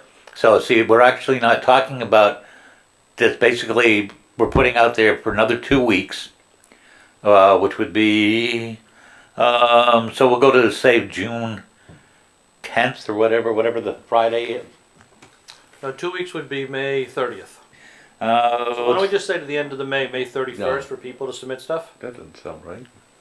yeah, May 30th. Well, no, Wednesday. Yeah, what 31st is a Wednesday. And again, that's just 2 weeks for people to do it. Then that'll close the inquiry piece, and then at your next meeting, we have. Well, we'll need to request the RDA to join us for a joint meeting on June 27th. That's correct. So, yeah, come on up, Bob. I mean, we're not going to be discussing anything else, but I'd like to hear your views on this. No, there is a time frame of I think the redevelopment authority meets and we have 30 days to bring it to you. We missed the first meeting right after the election. It was canceled. So once we get forward, it's a 7-day time frame after that. I'm just basically, yeah, you're right. So they had the RDA had 30 days to notify us. Right. Then the board has the right to do it on our own hook. We are just basically saying, no, we're going to wait until we have a meeting with the RDA because we don't want to just do it on our own. We want to have the RDA input on it. Can you forward all of the applicants to the members beforehand? Because I don't know if we're going to have the redevelopment authority is going to have a meeting before we have a joint meeting with you guys. That's fair. So yes, we will forward. Yeah, I would say that should be. So- That should be. Because actually what we'll do is we'll list them on the agenda, for the people that are interested when we have our next meeting on June 27th. Okay. Good. Thank you very much. I appreciate it. Not a problem. Thanks, Bob. See, I may sound mean and nasty, but I'm not totally. All right, so are we all in agreement to give to the 31st for anybody else to apply? And we'll take it up with the RDA on the 27th. Great idea. All right, ratify town administrator contract. So I'll make a motion that, I'll make a motion to ratify the town administrator's contract for purpose of discussion. Second. Okay, motion made and second. Discussion. I believe the major change, the only change to the contract was to add an extra year to make it a 5-year contract as of July 1st, 2017. And we already approved. That's correct. that's great. Any other discussion on that? Hearing none. Those in favor of ratifying the town administrator's contract, please signify by saying aye. Aye. Those opposed? One opposed. So it'll be 4-1-0. Who opposed? We had a member that opposed. I didn't hear. I'm sorry. They raised their hand. Jeez. Okay. Okay, discussion of the board, selectmen, and town administrator goals and objectives. Being that we are really running late now, I would like to recommend, and hopefully you guys will go along with this idea, have Elaine email everybody both sets. We have paper copies here, but of the selectmen's goals and the town administrator's goals, and go over it, and by the 7th of June, have recommendations back into Elaine of what you'd like to see, and we will add this to our meeting on the 27th of June. That's a good idea. Excellent idea, Mr. Chairman. Thank you. How does the town administrator feel about that one? I think it's a great idea. Okay, good. All right. Requests for chairman and or vice chairman to authorize requests for one-day special licenses and use of town property in the absence of a meeting that occurs before the event date. I think we did the same thing last year when we were getting ready to go into the summer. I'll make the motion to allow the chair and vice chairman to authorize requests for one-day special licenses and use of town property in the absence of a meeting Second. that occurs before the event date. It's a good thing. There's been a motion made and seconded. Further discussion. Hearing none. Those in favor signify by saying aye. Aye. Those opposed? 5-0-0. All right. Now we're into minutes, licenses, topics not reasonably anticipated by the chairman 48 hours in advance of the meeting. Let's start off with the minutes. Make a motion to approve the minutes of April 24th. Second. Second, third. All those, any discussion? Nope. All those in favor say aye. All those opposed, no. Ayes have it. I have to abstain because I wasn't there. Okay, with one abstention. Make a motion to approve the Ediville Music Series for the dates of May 20th, June 17th, July 15th, August 5th, August 19th, September 16th, and October 21st from 5 to 9 p.m. Second. We have a motion a second. Discussion. Mr. Chairman, just for the record, I have no involvement in these from the town. Okay. Hearing no other discussion, all those in favor signify by saying aye. Aye. Opposed? Ayes have it, 5-0-0. Mr. Chairman, make a motion that we allow the Carver Girl Scouts to use the gazebo on June 5th from 5 to 7:30 p.m. and request the fee be waived. Second. I have motion second. Discussion. Hearing none, those in favor please signify by saying aye. Aye. Opposed? Ayes have it, 5-0-0. We have also a late one that came in from Janet O'Connor, 7 Jason Drive. It's she's interested in serving on the Carver Cultural Council. Great. As a former educator, I'm interested in supporting the arts in Carver. In the past, I served on this board for about 2 years. I was an elementary teacher in Carver and the assistant principal at the elementary school. I'll make the motion to approve. Second that. I have a motion made and seconded. Discussion. Second. Hearing none. All those in favor of appointing Janet O'Connor. signify by saying aye. Aye. Proposed next meeting. Our scheduled joint meeting with the school committee and the Board of Selectmen is actually June 29th. Right. I have been in contact with the chair, those who didn't hear. James O'Brien is now the chair of the school committee. And we've agreed that this is still a good meeting to have before we go up in the summer. Kind of outline, a chance to outline any anticipated budget problems that we maybe be able to nip in the bud. Also get an update on how we're doing with the new townwide IT, how they're doing with on their negotiations for townwide facilities. So This is the 27th? no, that's the 29th. 29th. Oh, sorry. 27th will be our next board Our meeting. next meeting Okay, is that's going what I to be You're busy June Tuesday, 27th. that week. Then we have July off. Next meeting will be August, after that will be August 1st, then September 5th, October 3rd, November 7th, and December 5th, and probably a bunch more because we're going to be getting into budget season at that point. I know we have on our agenda going into executive session, but I believe we do not need those anymore. That would be correct. So in that Make a motion to adjourn? second, those in favor say aye, aye. All opposed, no. Ayes have it. We're adjourned. Thank you. Wow. Dear.